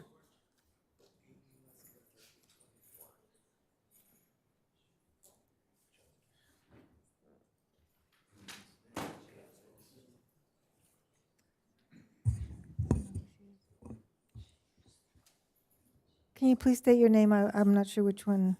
I'm Jennifer Jones. Okay, thank you, Jennifer. Sorry. That's okay. Okay. Good evening, Mayor Kavanaugh, Mayor Pro Tem Judge, City Councilwoman Litzter, City Council Member Rocky Rhodes, and City Council Member Joseph Ayala. My name is Jennifer Jones. I am a current resident of Simi Valley. And I actually came up here to say thank you to all of our first responders here in Simi Valley. I live over on Hudspeth, and that house fire with the fireworks was on Edmond around the corner from my house. And I really do appreciate how effective and efficient our first responders worked together with Edison, also with the gas company to get everything shut off. So we were safe, and the Simi Police Department was very, very proactive in making sure that the residents were safe. And I do appreciate that because I really don't want my house blowing up with all those fireworks. I am going to touch briefly on what all of these individuals here are talking about in regards to ICE. What a lot of people don't know is prior to being a stay-at-home mom, I was a paralegal for 9 years.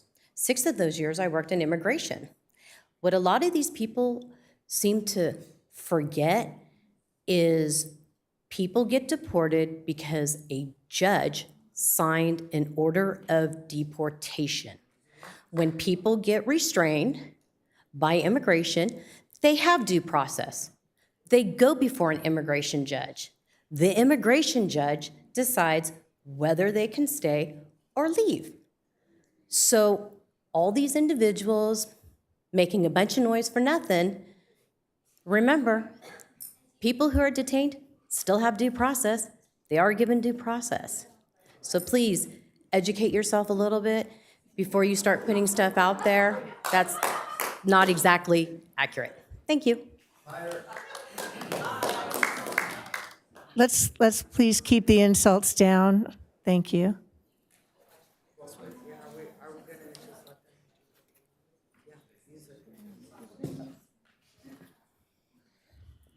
Hi, Debbie Cohen.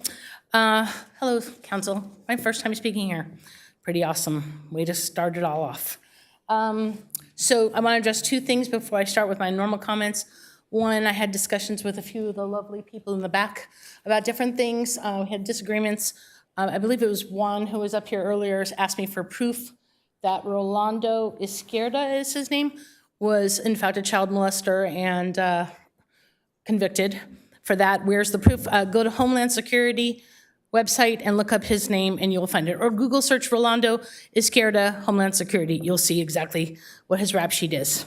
Other thing was, I had another discussion with a lovely young woman who misguidingly has a sign out front saying they didn't start with the gas chambers, obviously referring to the Nazis who didn't start with gas chambers. They started with what she called cages, and she basically equated what's happening with the deportation of illegal immigrants with the rounding up of Jews in Eastern Europe by the Nazis, who threw them on cattle cars, sent them to concentration camps, put them into slave labor till they were skin and bones, tortured them, and then finally killed them through various means, including gas chambers. And that happened to half of my entire family on my father's side. So I don't appreciate any false moral equivalence between what our law enforcement is doing and fascists, Nazis, and gas chambers. Cut it out. So moving on, my parents were both immigrants legally, and I am a first-generation American. I'm in support of enforcing laws of our country. I'm in support of the law enforcement who carries out those laws, including our president. They're doing their job. Sanctuary cities and states I'm have sorry, used... your time is up. All right. Thank you.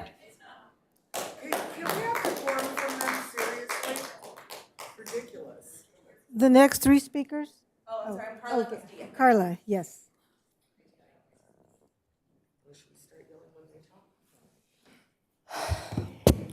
Good evening. My name is Carla Castilla. I am a resident of and a business owner here in Simi Valley.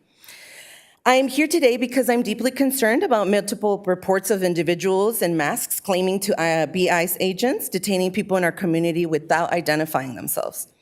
To think that today there are kids left broken, families shattered, and for what? A political promise to make America white again. Because if you guys won't say the quiet part out loud, we will say it louder. What's happening in this country and in this city is racism. I've lived it since I was a child, growing up, learning, figuring things out, because this country and this city educated me, from elementary school all the way to my master's degree. And I remember learning about all the atrocities happening in the past that are happening here today that we see. Right here in Simi Valley, we saw a local street vendor and a neighbor who happened to be women and pregnant be pushed down to the ground and by a resident of the city and brutally detained by kidnappers, masked kidnappers, pretending to be upholding the law. This is not only terrifying, but as my other people here have said, it's a direct threat to public safety and trust. We're not talking about our officers here. I respect you all. You actually show your face. You're proud of what you do. These masked people are not proud of what they do. Say it out loud. Say that shit with your chest. I'm asking this council and our police leadership to publicly condemn these actions to ensure that Simi Valley PD has a clear protocol to prevent cooperation and with unidentified agents, and to reaffirm that our city will not tolerate masked individuals detaining people without cause or accountability. And I will tell you this, City Council, that even though we might not be the ones that put you here, we will be the ones to get you out if you don't try.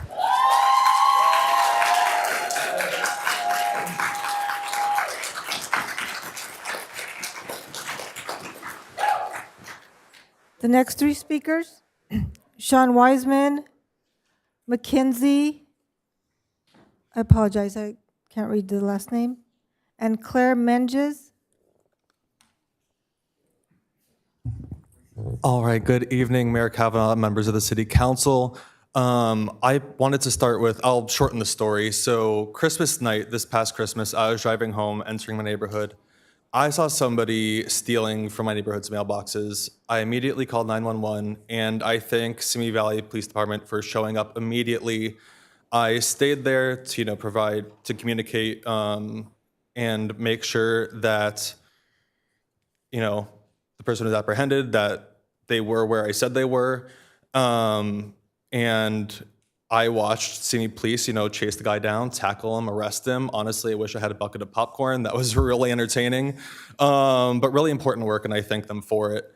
And what that individual was doing was a federal crime, stealing mail. And I'm sure that the conditions that person faced after being apprehended were better than the conditions faced by people who did not commit a crime, simply a misdemeanor by being in this country undocumented. It is not a crime, it is a misdemeanor. And these are women, these are children, innocent men as well, who are being rounded up, sent off to other countries, sent to horrible conditions. And it is unacceptable. And what we ask is that, of course, the Simi Police Department not while they may not be actively engaged in immigration enforcement, that they aren't, providing assistance in any way to ICE, because again, these are masked individuals, not members of our community. Our police department is largely members of our community. These are people coming in from outside and causing havoc, causing devastation to families, and we can't support it. Also, on the note of SEIU 721, please pay your people a living wage, and yeah, that's all.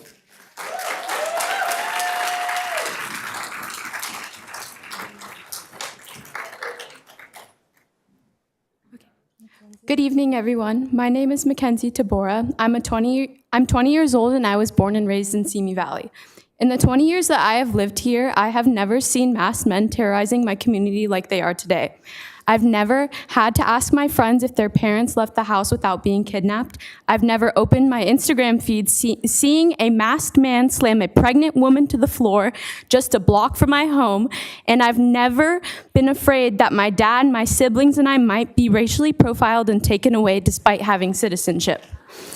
I am a product of immigration. Everything I have given back to my community, my diligence, empathy, and strength is a testament to what my father and abuela upheld when they fled their country and sought asylum in the United States. I'm here tonight because not only am I deeply concerned about reports of individuals in masks coming and claiming to be ICE agents, detaining people in our community without identifying themselves and without due process. I am also here tonight because I am concerned about the normalcy of racism in this country and how specifically in this town, our city council members have failed to serve their duty and have allowed the public safety of Simi Valley to decline drastically. Doesn't your role as a city council member include making sure your community is safe? Or does that only apply to white Simi Valley residents? I'm not asking you to tell me you can't interfere because of some supremacy clause. I'm asking you to stand up for the people that built America. I'm asking for basic human decency. You have the power to not allow history to repeat itself. This city will not tolerate masked individuals detaining people without cause or accountability. To conclude, I want to remind you that this time we are living in is a human rights crisis. The Holocaust, in fact, started with mass deportations. It is not a debate between right and left. Separating families and terrorizing communities is not a political argument. It is a moral failure. Thank you for your time.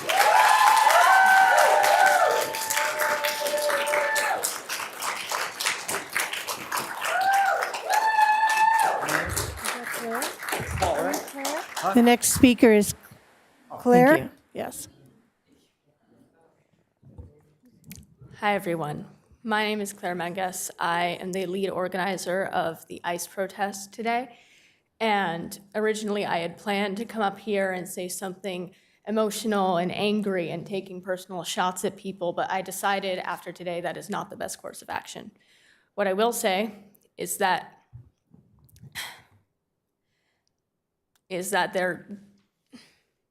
sorry, it's hard for me to do this. What I will say is I will speak to my experience as a teenager here, and I will tell you that my friends with citizenship who are black or brown, they're scared to go outside. They are literally scared to go outside, and this side can laugh all they want, they can say whatever they want, but I'm speaking from my experience. This is a fact. This is something that is happening right now. People are scared. They're living in fear. And by the way, immigrants are entitled to due process. And I look at you all sitting up here today. Well, I get 2 minutes and you guys can talk however long you want. Elaine Litzter, you never responded to my email about the protest, which was the response said enough. The no response said enough. Mike Judge, I hope you don't want to put protesters in septic tanks for this, like you said in 2020. And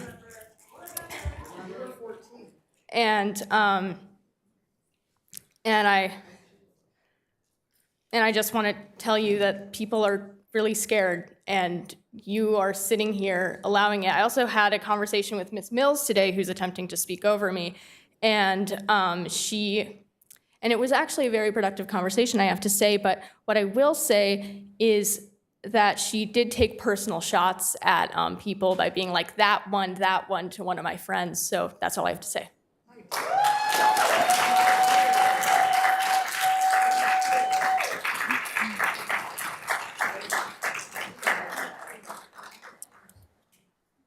The next three speakers, Lori Mills, Catherine Roberts, and Carol. We said Stephen Johnson? I thought you announced Paul Johnson in the last batch. No, you're still in the batch. Hello, council members. I'm Lori Mills. I want to thank you for your time tonight. Never had a negative word with that young lady. You know, I find it funny. I sometimes can't understand how they decide what to wear.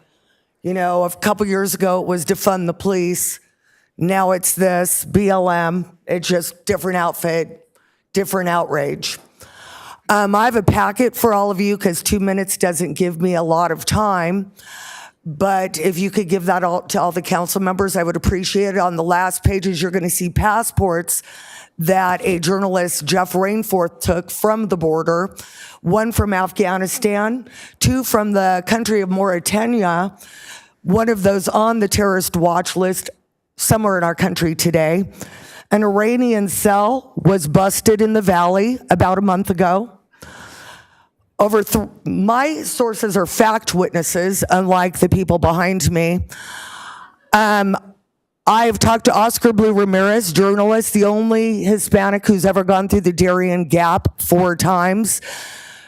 This migration, there's nothing compassionate about illegal immigration. You've got people that are raped, killed, and now my other sources, HHS whistleblower Tara Lee Rodas, DHS whistleblower Aaron Stevenson, have basically told me we have lost 350,000 children in this country, and 14 of them showed up in Camarillo. U.S. District Attorney Asaley had a bench warrant for that farm, not only for child labor trafficking, but for drug trafficking across state lines. I only have 11 seconds. I currently have a documentary out. If you want to know the truth, go to uncovercali.com. You will see firsthand testimony from fact witnesses on what has really gone on. Thank you.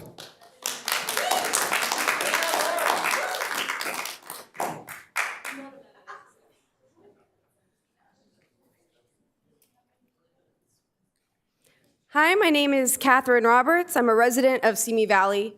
I'm here because I'm outraged and deeply concerned. Our country was built by immigrants. My own grandparents and great-grandparents came here for a better life. They came here to feel safe. And yet today, I'm hearing stories of people being snatched off the streets by masked agents who refuse to identify themselves without warning or due process. Hardworking people being taken from their jobs while the companies who employ them and exploit them face no consequences. Being taken from their official immigration appointments where they're following the process. Families are left searching for their loved ones with no answers. We were told that only the most dangerous criminals would be targeted, but that's not what's happening. In fact, 72% of people detained in recent ICE operations had no criminal record at all. That's not safety, that's a state-sanctioned fear. Let me be clear, we're not saying don't deport people who are dangerous. We have a constitution and it requires due process. And by the way, I also lost family in the Holocaust. My great-aunt Rose was snatched off the streets of Paris, deemed illegal, deported to Auschwitz, where she was murdered. And what I don't understand is, how are people out here saying they need guns to fight government tyranny, but when tyranny shows up wearing a mask, you're cheering it on? This doesn't make me feel safer. It makes me feel like none of us are safe. If someone can be disappeared without identifying themselves, without legal cause, without notifying family or attorneys, what's to stop them from grabbing any one of us? And they have U.S. citizens have been detained by ICE. We spend a huge portion of our city budget on law enforcement, and that protection needs to extend to all of us, regardless of immigration status. So tonight, I'm asking you, the council, to publicly condemn these actions, ensure the police department does not cooperate with ICE, particularly if they're masked and not identifying themselves, and affirm that this city will not tolerate lawless, unaccountable Your detentions. time is now up. Thank you.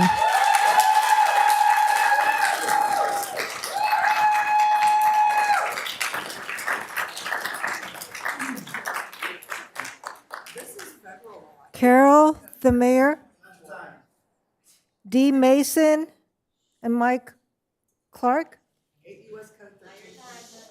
Please, no comments in the dais or on the Carol, chamber. D. or Mike. Do we have the three names again? Sorry. Sorry, Clerk. Carol, I believe it's the mayor, D. Mason, and Mike Clark. The next three, Ruth Lovenos, Dustin Snyder, and Maureen Kay.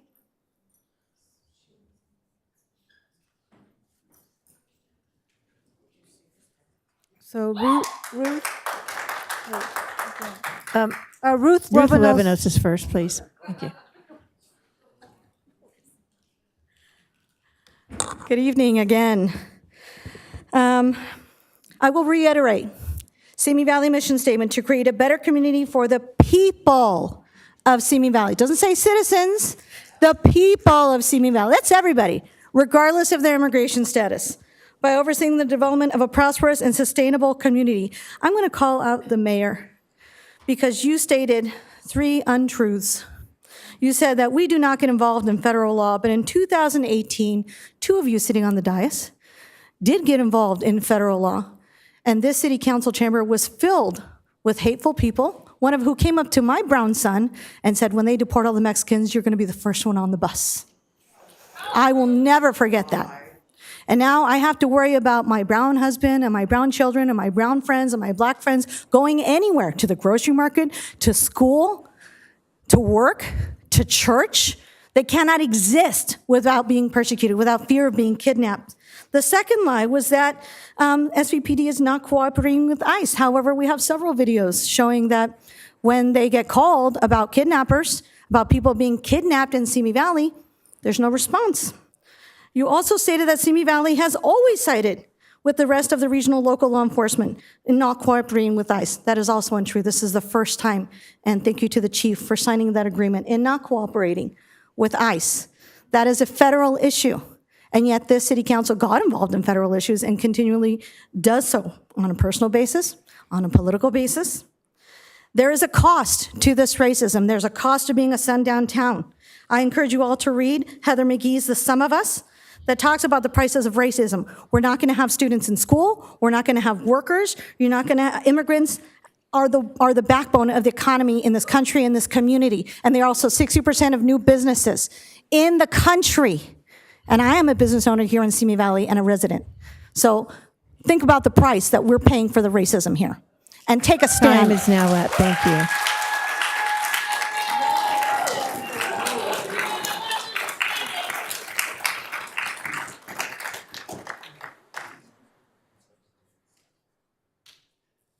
Dustin, you're next. Hi, I'm Dustin Snyder. I own a local business here in town. It's called Rapid Skate Shop. I've been to a lot of these before, but this is definitely the most lively, so I love Simi Valley for this. This has been sick. Couple highlights real quick. We had a guy ask for public trust by citing his time at Lehman Brothers. We have that super crazy famous lady that is friends with every conservative politician ever. I thought she was from Florida. I don't know what she's doing here. Personal milestone for me, I've seen Mike Judge's name plastered all over Simi Valley for what feels like my whole life. Seeing you in the flesh is awesome, dude. So good to see you. I'd like to point out to my fellow Jews on the other side of the debate that we turned away thousands of Jews during the Holocaust here in the US, all of which could have been saved if we didn't follow the same xenophobia that we see today.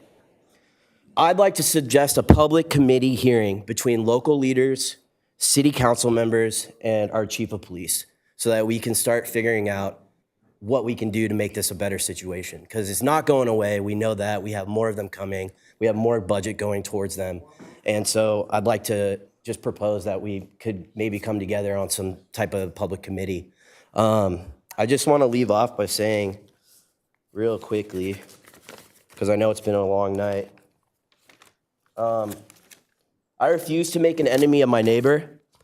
I am demanding that our city and police force draw a distinct line and no longer allow this federal overreach to terrorize our neighbors. Thank you very much.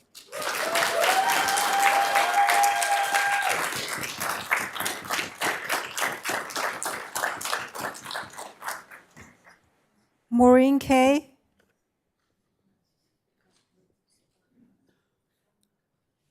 Stephanie Stay.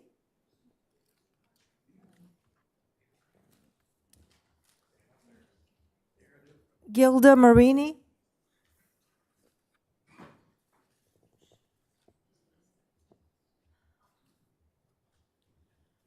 Good evening. My name is Gilda Marini, and I've been.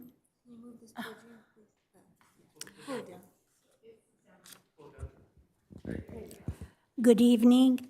My name is Gilda Marini, and I've been here in Simi Valley since 2009, and in the United States from Australia since 89. My daughter was born here. After leaving, I'm victim of crimes twice. It happened in October 2023. After leaving Vaughn's, a woman approached me saying someone hit my car while I was shopping.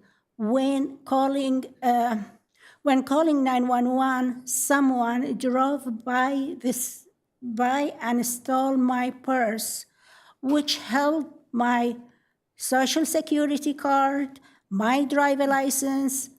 I strongly felt the woman who stopped me was involved.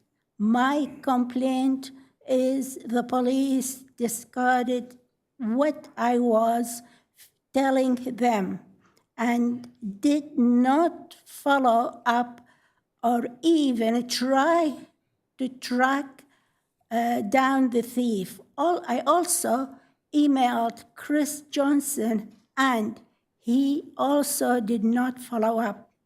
In March of 2025, I received a letter stating my application for Social Security benefits was denied.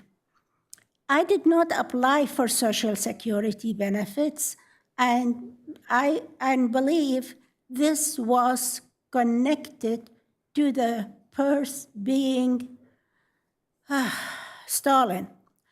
I spoke with Officer Buchanan about this incident, and he said, I'm sorry, your time is now up, ma'am. Incident where Ma'am, your time is up. Unrelated. Thank you. I've been equal to everybody. I'm sorry. So she can share with us. Yeah. Thank you. All right. We will do that. Thank you. The next three speakers, Paul Johnson, Liza Dinakos, and Sarah Matuzek. Hello, I'm Paul Johnson. I live in Moore Park. I consider Simi Valley part of my neighborhood. Legal immigrants tell me that they are insulted by illegal immigration and illegal immigrants getting to stay in the United States and be subsidized by taxpayer money for their living expenses. Some people say America is a nation of immigrants. I don't think that's exactly true. Most Americans were born here, and diversity is not our strength. We're a melting pot, and you have to assimilate and cooperate. And legal immigration allows for a process of assimilation. Mass illegal immigration is destabilizing to communities. Just take a look at Europe, take a look at New York City, take a look at LA. Now, I say deport all the Biden-era illegals, support ICE, and no Simi Valley sanctuary city. Illegal immigrants are lawbreakers, and they're violating federal law. Pandering to criminals should not be public policy. Sanctuary city is pandering to criminals. The criminal illegal immigrants, they're breaking the law. The criminals who made money trafficking those illegals into the USA, and persons who illegally employ illegal immigrants, breaking the law. Simi Valley should not be soft on crime. Sanctuary City is soft on crime. Enforce the laws that the voters voted for. Mass illegal immigration during the Biden administration was not approved by a vote of the people. Today, U.S. taxpayer money is used by NGOs and the government to traffic illegals to the United States and pay their living expenses while they're residing here. There was no vote of the people to spend U.S. taxpayer money to traffic illegals to the USA and pay their living expenses. No sanctuary Simi Valley.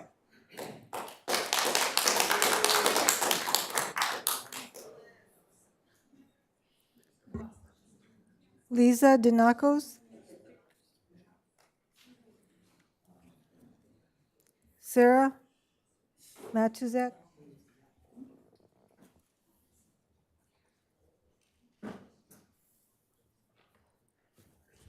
Hi, thank you for letting me speak. I am Sarah Matuzak. I have lived in Simi Valley all of my life, with the exception of a couple years away at college. My family immigrated here legally, and none of that matters because we are on stolen land and no human is illegal. This is Chumash land, and it feels really kind of perfect that the way undocumented people and other Black and brown people and people of color are being treated, it's pretty fitting for this country because it's actually the history of our country. I have children. They are in elementary school, and what I have heard from some people talking tonight is that what is going to happen when we go back to school and masked ICE agents are coming to school and harming families and, like, be fucking human for a second. Like, this is really, really racist and really bad. And just be human. Like, why are we allowing iced or masked people to kidnap people?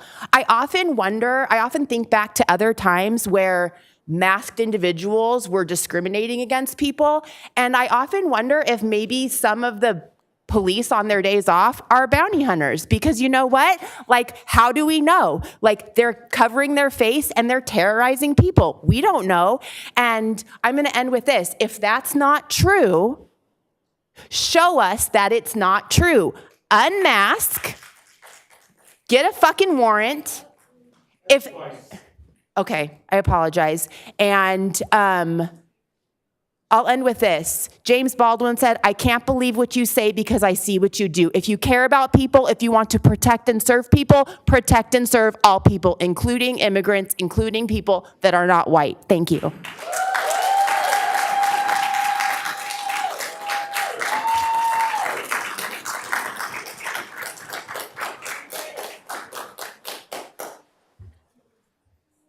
Gina L.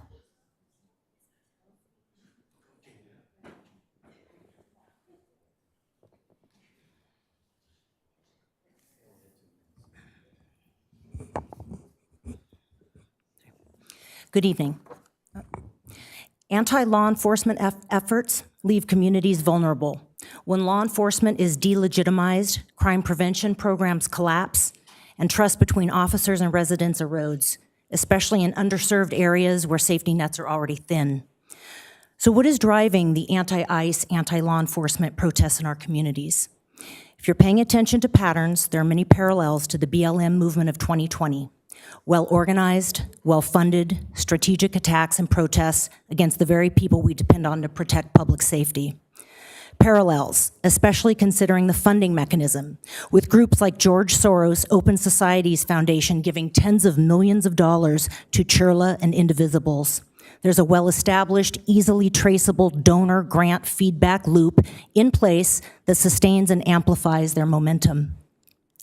Organizations like Churla and Indivisibles fund initiatives that target traditional law enforcement, including using protests and violence, and that sows division in our communities, which is intentional. And who loses? In the case of anti-ICE, it's the trafficked children, adults, and exploited labor. And at the border, trafficked children suffered the most. Cartels exploit minors as passports into the U.S., recycling them through fraudulent, unvetted sponsors, fueling a black market of exploitation. The previous administration failed to protect children, facilitating the largest human trafficking operation in modern history. DHS whistleblower Tara Rhodes testified to Congress that over 320,000 children were lost under the previous administration. Where are the children? And maybe a better question is, where are their organs? Communities deserve safety, transparency, and protection, not ideological warfare and abandoned children. I want to thank the current administration and ICE for protecting and finding the children, the lost, exploited, 320,000 of them, sorry, your time and is up. prosecuting the criminals sorry, that your exploited them.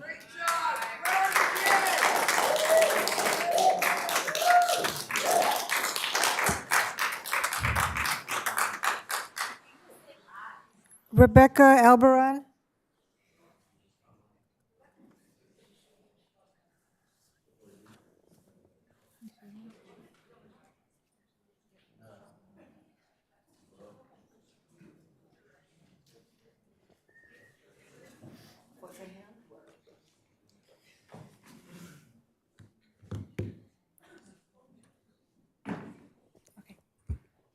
Buenas noches. Mi nombre es Rebeca Albarrán y yo vivo en esta ciudad. He vivido aquí la mayoría de mi vida. Esta noche no dirijo mi comentario al concejal que está aquí. Yo dirijo mi comentario a la gente que está escuchando. Yo sé que muchos de nosotros tenemos miedo, pero este es el momento de acción. Acción de la parte de ustedes, que se organicen, que se conecten. Lo que quieren es que tengamos miedo. Y lo importante es que aunque la gente aquí esté diciendo mentiras sobre lo que la Constitución protege o no protege, la realidad es que la Constitución nos protege a nosotros, a todos nosotros. Y lo importante saber es esto, es no abrir la puerta si un agente de inmigración está tocando la puerta. No conteste ninguna pregunta de un agente de inmigración. Si trata de hablar con usted, usted tiene el derecho a guardar silencio. Es su derecho protegido por la Constitución. No importa qué tipo de inmigración o situación inmigratoria tenga. Estas protecciones son constitucionales para todos. No firme nada sin antes hablar con un abogado. Usted tiene el derecho de hablar con un abogado. Si usted está fuera de su casa, pregúntele a la gente si tiene la libertad de irse y si le dice que sí, váyase con tranquilidad. Entréguele esta tarjeta a la gente. Todos tenemos la habilidad de protegernos. Si tenemos miedo, hay hijos que son ciudadanos que los pueden proteger. Es importante conectarnos. Tenemos una red de respuesta rápida que es el 805-870-8855. Repito ese número de teléfono, 805-870-8855. Time's up.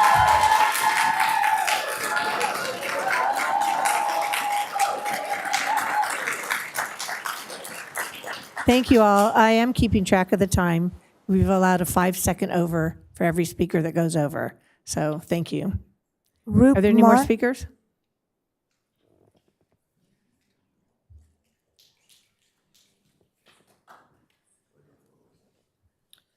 I would say good evening, but I fear it's good night at this point. My name is Rutman. I'm a lifelong Simi Valley resident. I was born and raised right here in the Simi Valley Hospital when it was one story. Not anything like it looks like right now. I'm also in my last year of law school, so some of you might not have seen my face for some time. It's because I've been off getting educated so that I can help my community in a more meaningful manner. What brings me out here tonight after working all day in Lancaster and going to school full time is that I see my community under attack. and I don't see my city council doing anything about it. I'm not asking you to change the federal law. I'm not asking you to even condemn what's happening. I'm asking you to stand up for your community members that are missing. I'm asking you to stand up for those children who are afraid to leave their homes, for the people that can't leave their homes to get groceries. You guys don't see it, but we get messages every single day asking, hi, I need help to get my groceries. I'm afraid to leave the house.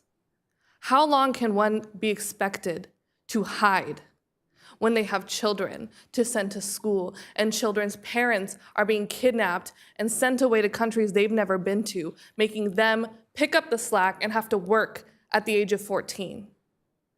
Where do you think they're gonna go? And as a law student, I'm not really sure where the rest of these people in this room have gotten their law degree from. I can tell you I've never seen them on campus. But one thing I do know is that the Constitution protects undocumented people. You should read it if you haven't already. If you need a copy, I have one in my purse. Please, no, let her speak. I've been interrupted, so if I could have just a little bit longer. Undocumented people are entitled to constitutional protections. Those protections are due process and equal protection under the law. I want to say one last thing with my time, and that is that a woman in Simi Valley is missing right now. Her name is Rashan Atpayeva, and I spoke to her daughter, who is Hey, pregnant. I'll need to call you the time now. I just want to ask the Simi Valley Police Department to please follow up with her. All right, thank you.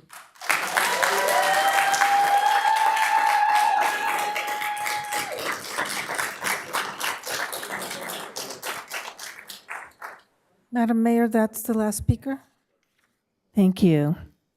That was our last speaker for this evening.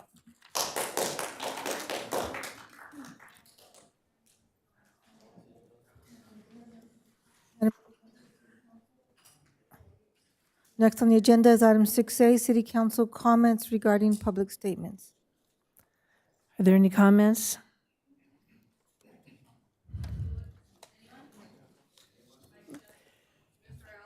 Councilmember Litster? I simply want to say thank you. Thank you for sticking around for 4 hours to be heard, to speak, to register your thoughts.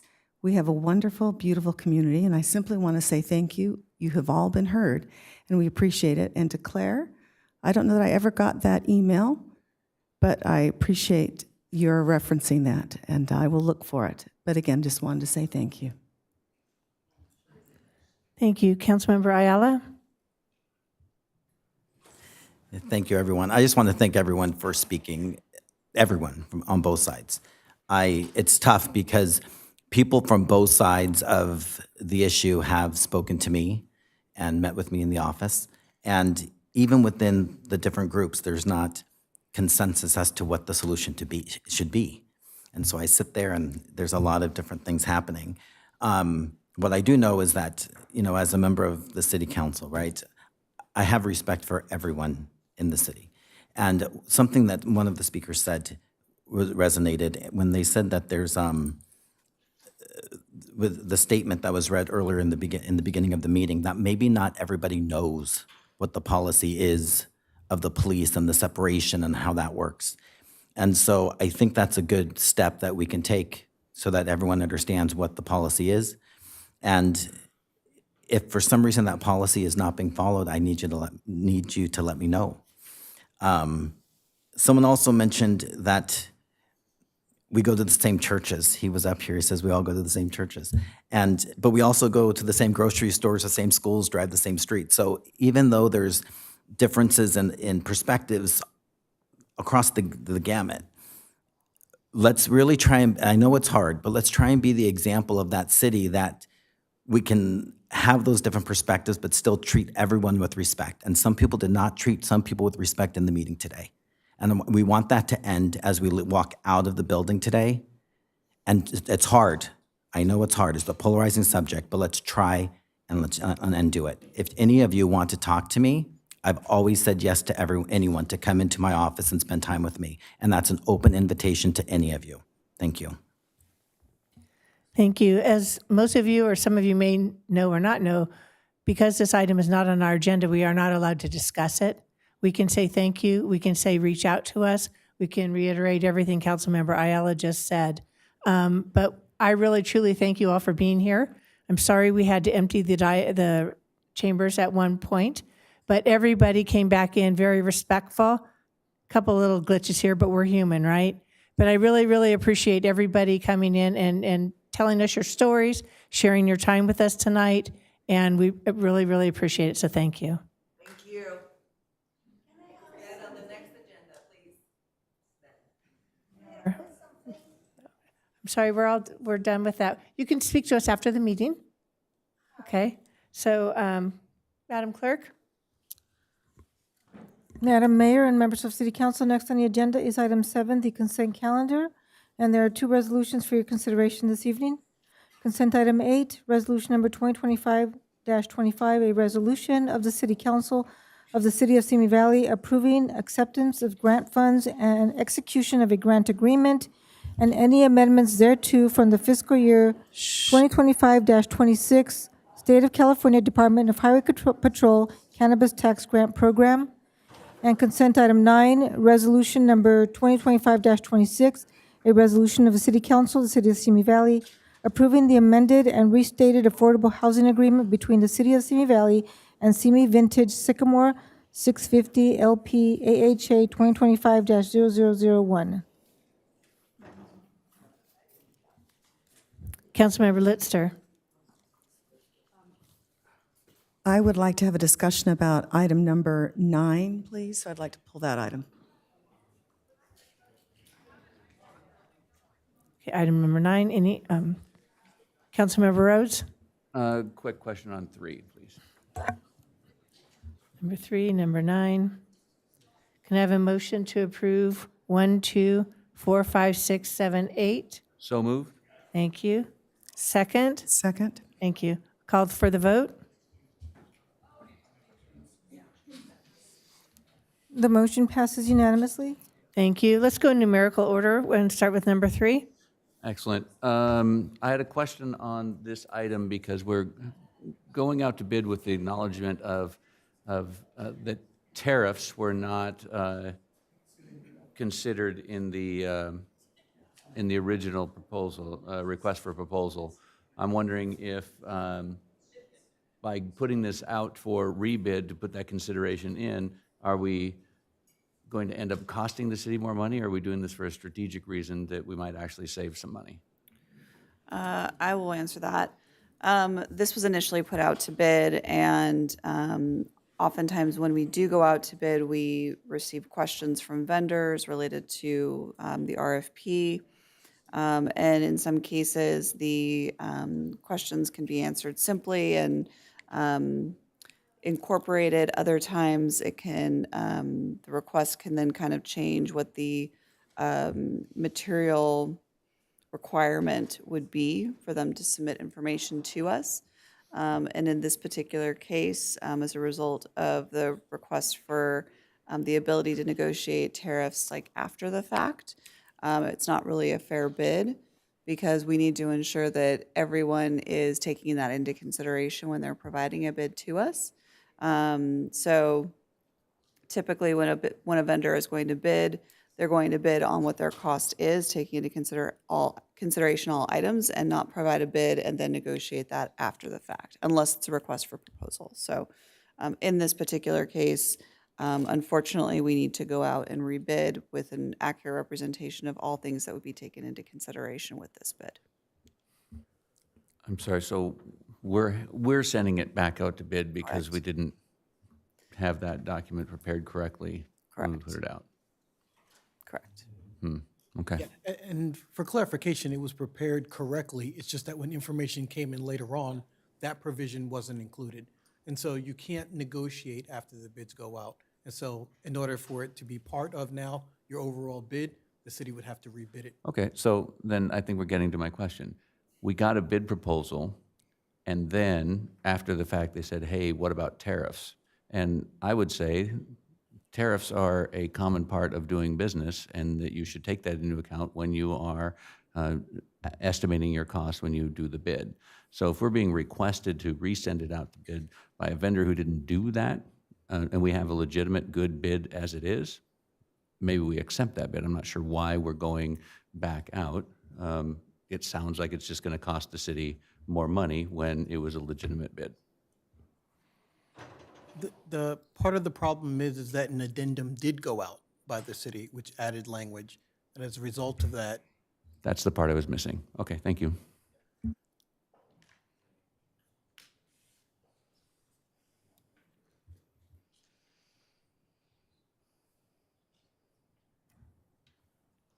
Do you want to make a motion or want to do them together? Okay. Item number 9? Actually, we can make a motion because I'm 9, I may want us to pull over, so. I'll move approval of item 3. Second. Thank you. Call for the vote.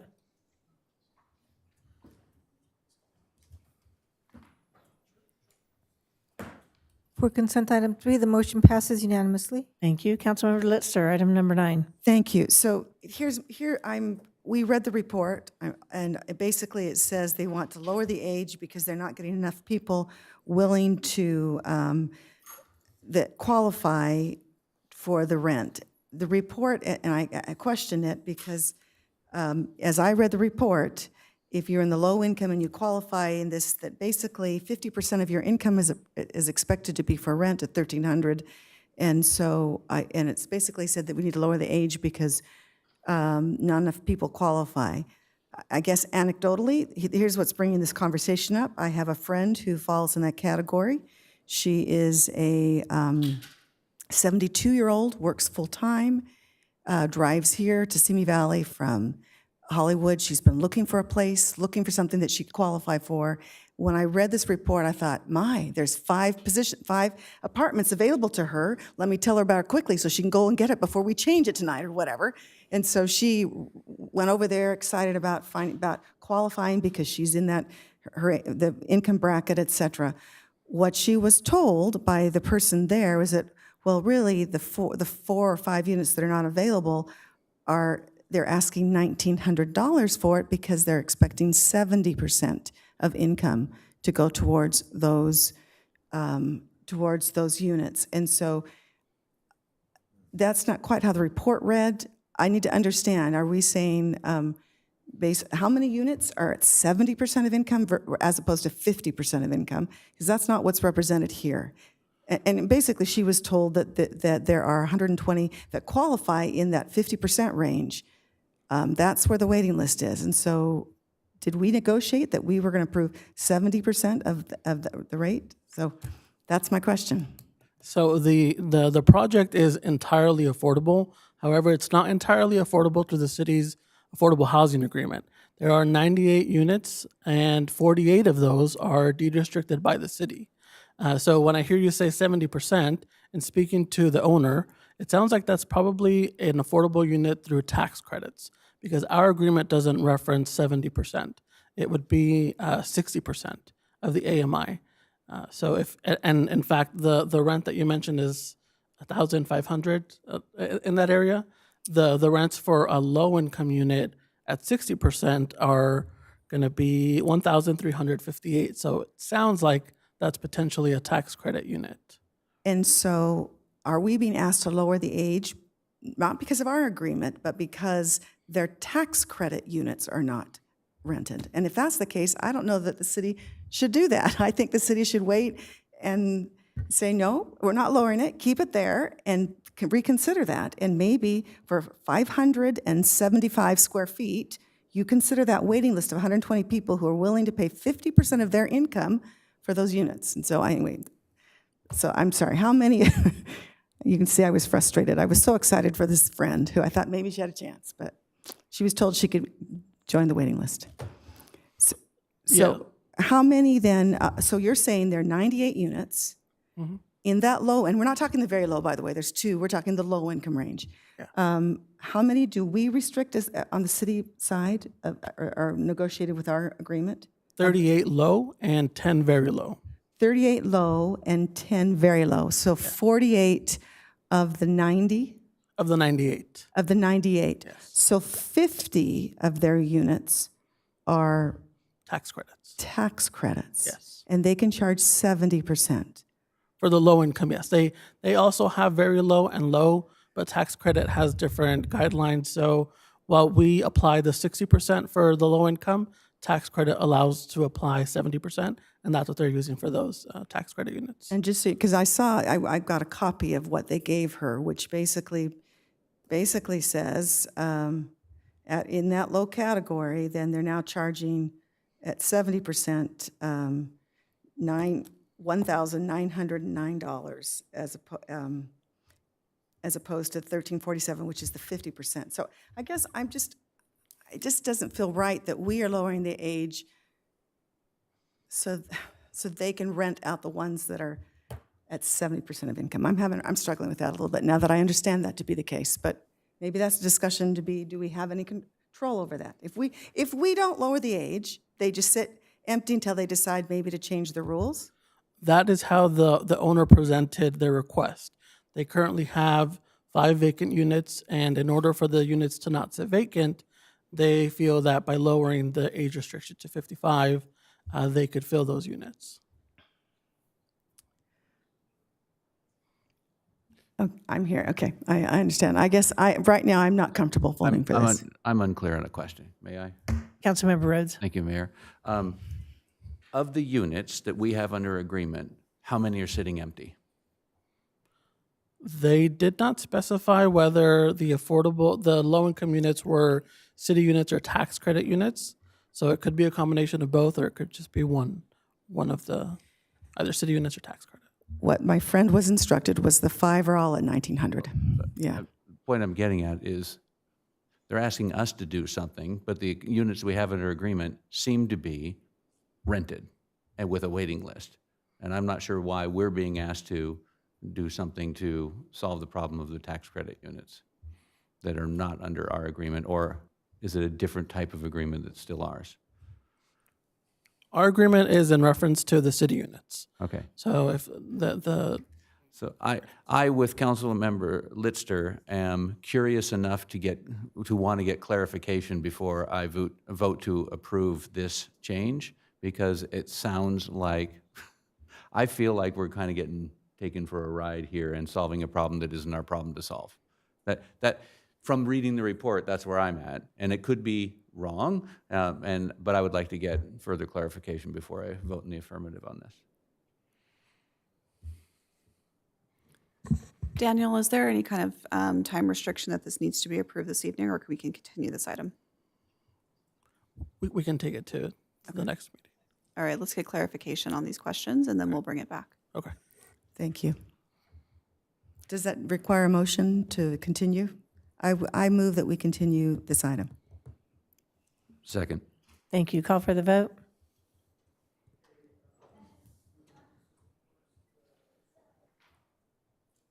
The motion passes unanimously. Madam Mayor and members of City Council, next on the agenda is item 10A, City Council member reports. All right, let's start with Councilmember Ayala. Right. On Thursday, June 26th, I attended the RDP Board of Directors annual meeting. It was announced that Jane Fisher, who's been their executive director for 28 years, is going to be stepping down at the end of this year. So they are in the process of finding a new executive director for January 1. On Friday, January 27th, I attended the Tiny Treasures ribbon cutting ceremony. Monday, June 30th, the swearing in for our new commander, Danny Freitz. Friday, July 4th, I volunteered at the Kiwanis 4th of July celebration.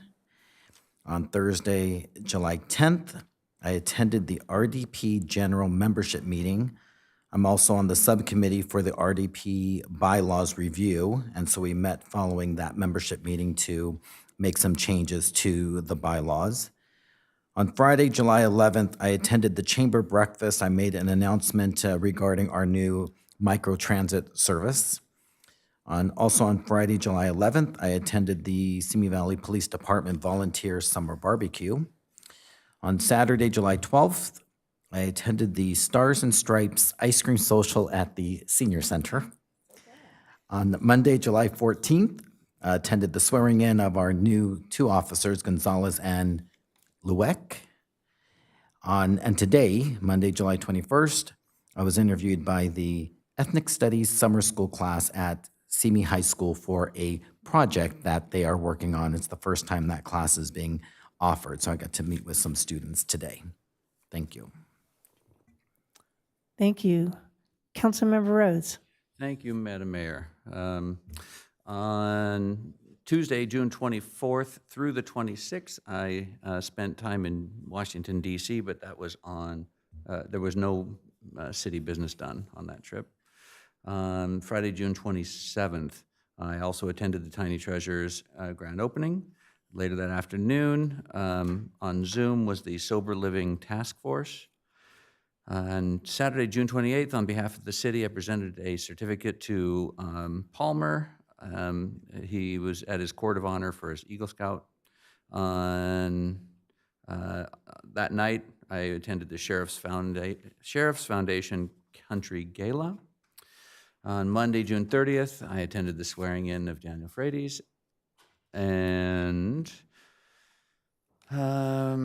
Wednesday, July 2nd, there was a SCAG EAC meeting, which I attended via Zoom.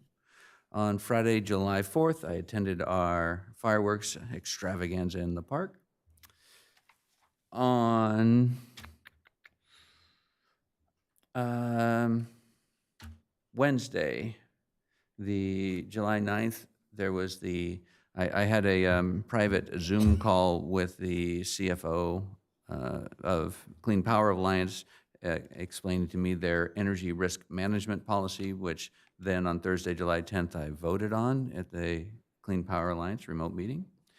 I'm going to take one personal moment. On Friday, July 11th, I was in Sacramento attending my father's 100th birthday, and he had a great time. On Saturday, July 12th, I visited the Senior Center, attending their Stars and Stripes ice cream social. Sorry, I got to go to this calendar now. Make sure I'm not missing anything. On July 15th, I attended the District 4 Neighborhood Council meeting at the library. And oh my gosh, we're getting there.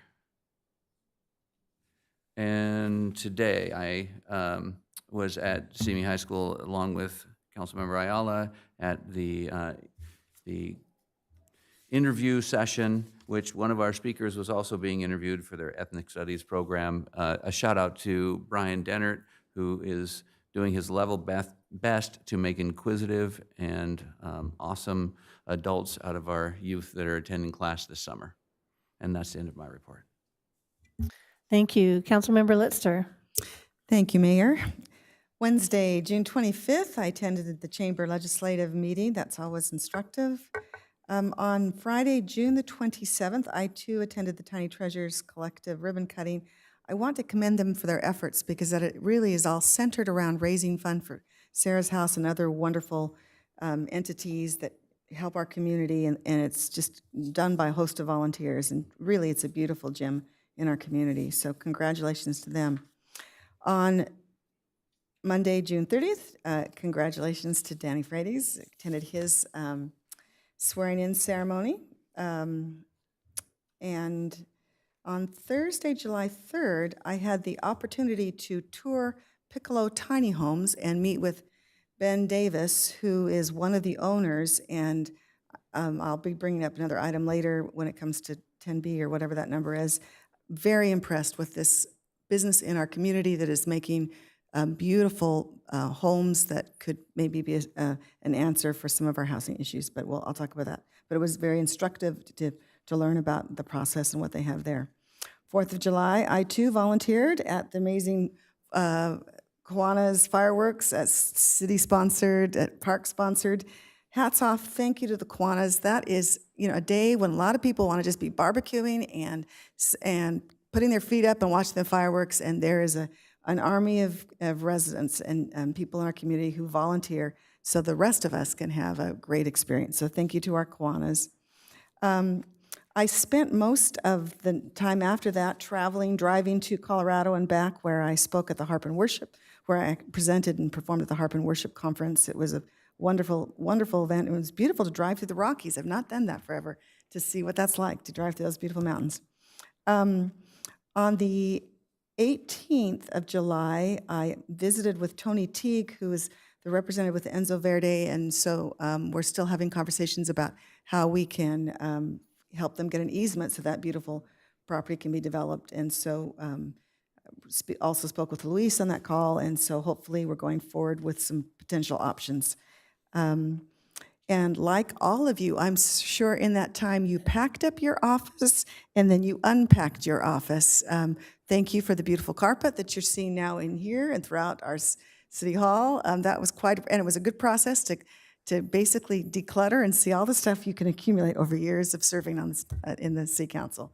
But so that, anyway, thank you to all those who worked so hard to make that happen. I know soon others just did, it was a yeoman's job of packing and unpacking and sorting. And anyway, I just want to say thank you to everyone who did that. Much appreciated. Thank you, Mayor Pro Tem Judge. Madam Mayor, on Friday, June 27th, I attended the Tiny Treasures ribbon cutting for their expansion. It's a very nice little place. If you have stuff you need to donate or need to buy stuff for toddlers or infants, they have it and at good prices. On Monday, June 30th, I attended the swearing in of our newest commander, Daniel Freitas, and it was a very nice ceremony. All the council was there. Wednesday, July 2nd, I attended the SCAG EAC meeting via Zoom from City Hall. Friday, July 4th, I too attended the 4th of July ceremony or 4th of July party over at the Santa Susana Park. Great time, always is, and fireworks were awesome. That day, I'm sorry, yes, 4th of July, got it, tracking. July 10th, I attended the VCOG board meeting in place of Councilmember Lister as our alternate. Not too much to report out of that. I really don't know what happened in that meeting. I was there, but thanks, Mike. I always wonder, what did they do? Because we didn't do much. But anyways, the next day I was back in Camarillo at the VCTC meeting, Ventura County Transportation Committee. I have good news to report that the Sespe Creek Bridge repair is underway, and hopefully that'll be completed before the end of the year. It took a long time to get that going, but we're getting it. FEMA decided to kick in the money finally, and we're getting it going. Also on July 11th, I celebrated my wife's birthday. On Sunday, July 12th, I too dropped in. I didn't attend. I dropped in and said hi at the Stars and Stripes Ice Cream Social. And then I went across the street to Vaughn's and saw Bill over there buying more whipped cream for the ice cream social. So, and I did attend the swear-in of our newest officers on the 14th, although that's not on my calendar here. That's the end of my report. Thank you, Mayor Pro Tem Judge. Let's see where I start this. Oh, Friday, June 27th, I had the Visit Simi Tourism meeting, and things are going really great there. And Anthony Angelini is doing a great job on that, and I think we have more good things to look forward to on there. On Monday, June 30th, I also attended the swearing in for our newest commander, Danny Freitas, who is a Highlander like me. So good going to Danny. On Friday, July 4th, I also attended the Kiwanis fireworks show. I can remember the name, the extravaganza, whatever, but it's such a great event, and somebody already mentioned it. The combination of the city and the park district, helping with the funding, and then Kiwanis doing all the volunteering. They really do a great job. And it's always fun to go out there and volunteer and meet people and just talk to people, and they're all having a great job. So it was really a great day, great event. On July 14th, I also attended the Simi Valley PD swearing in of our two newest officers.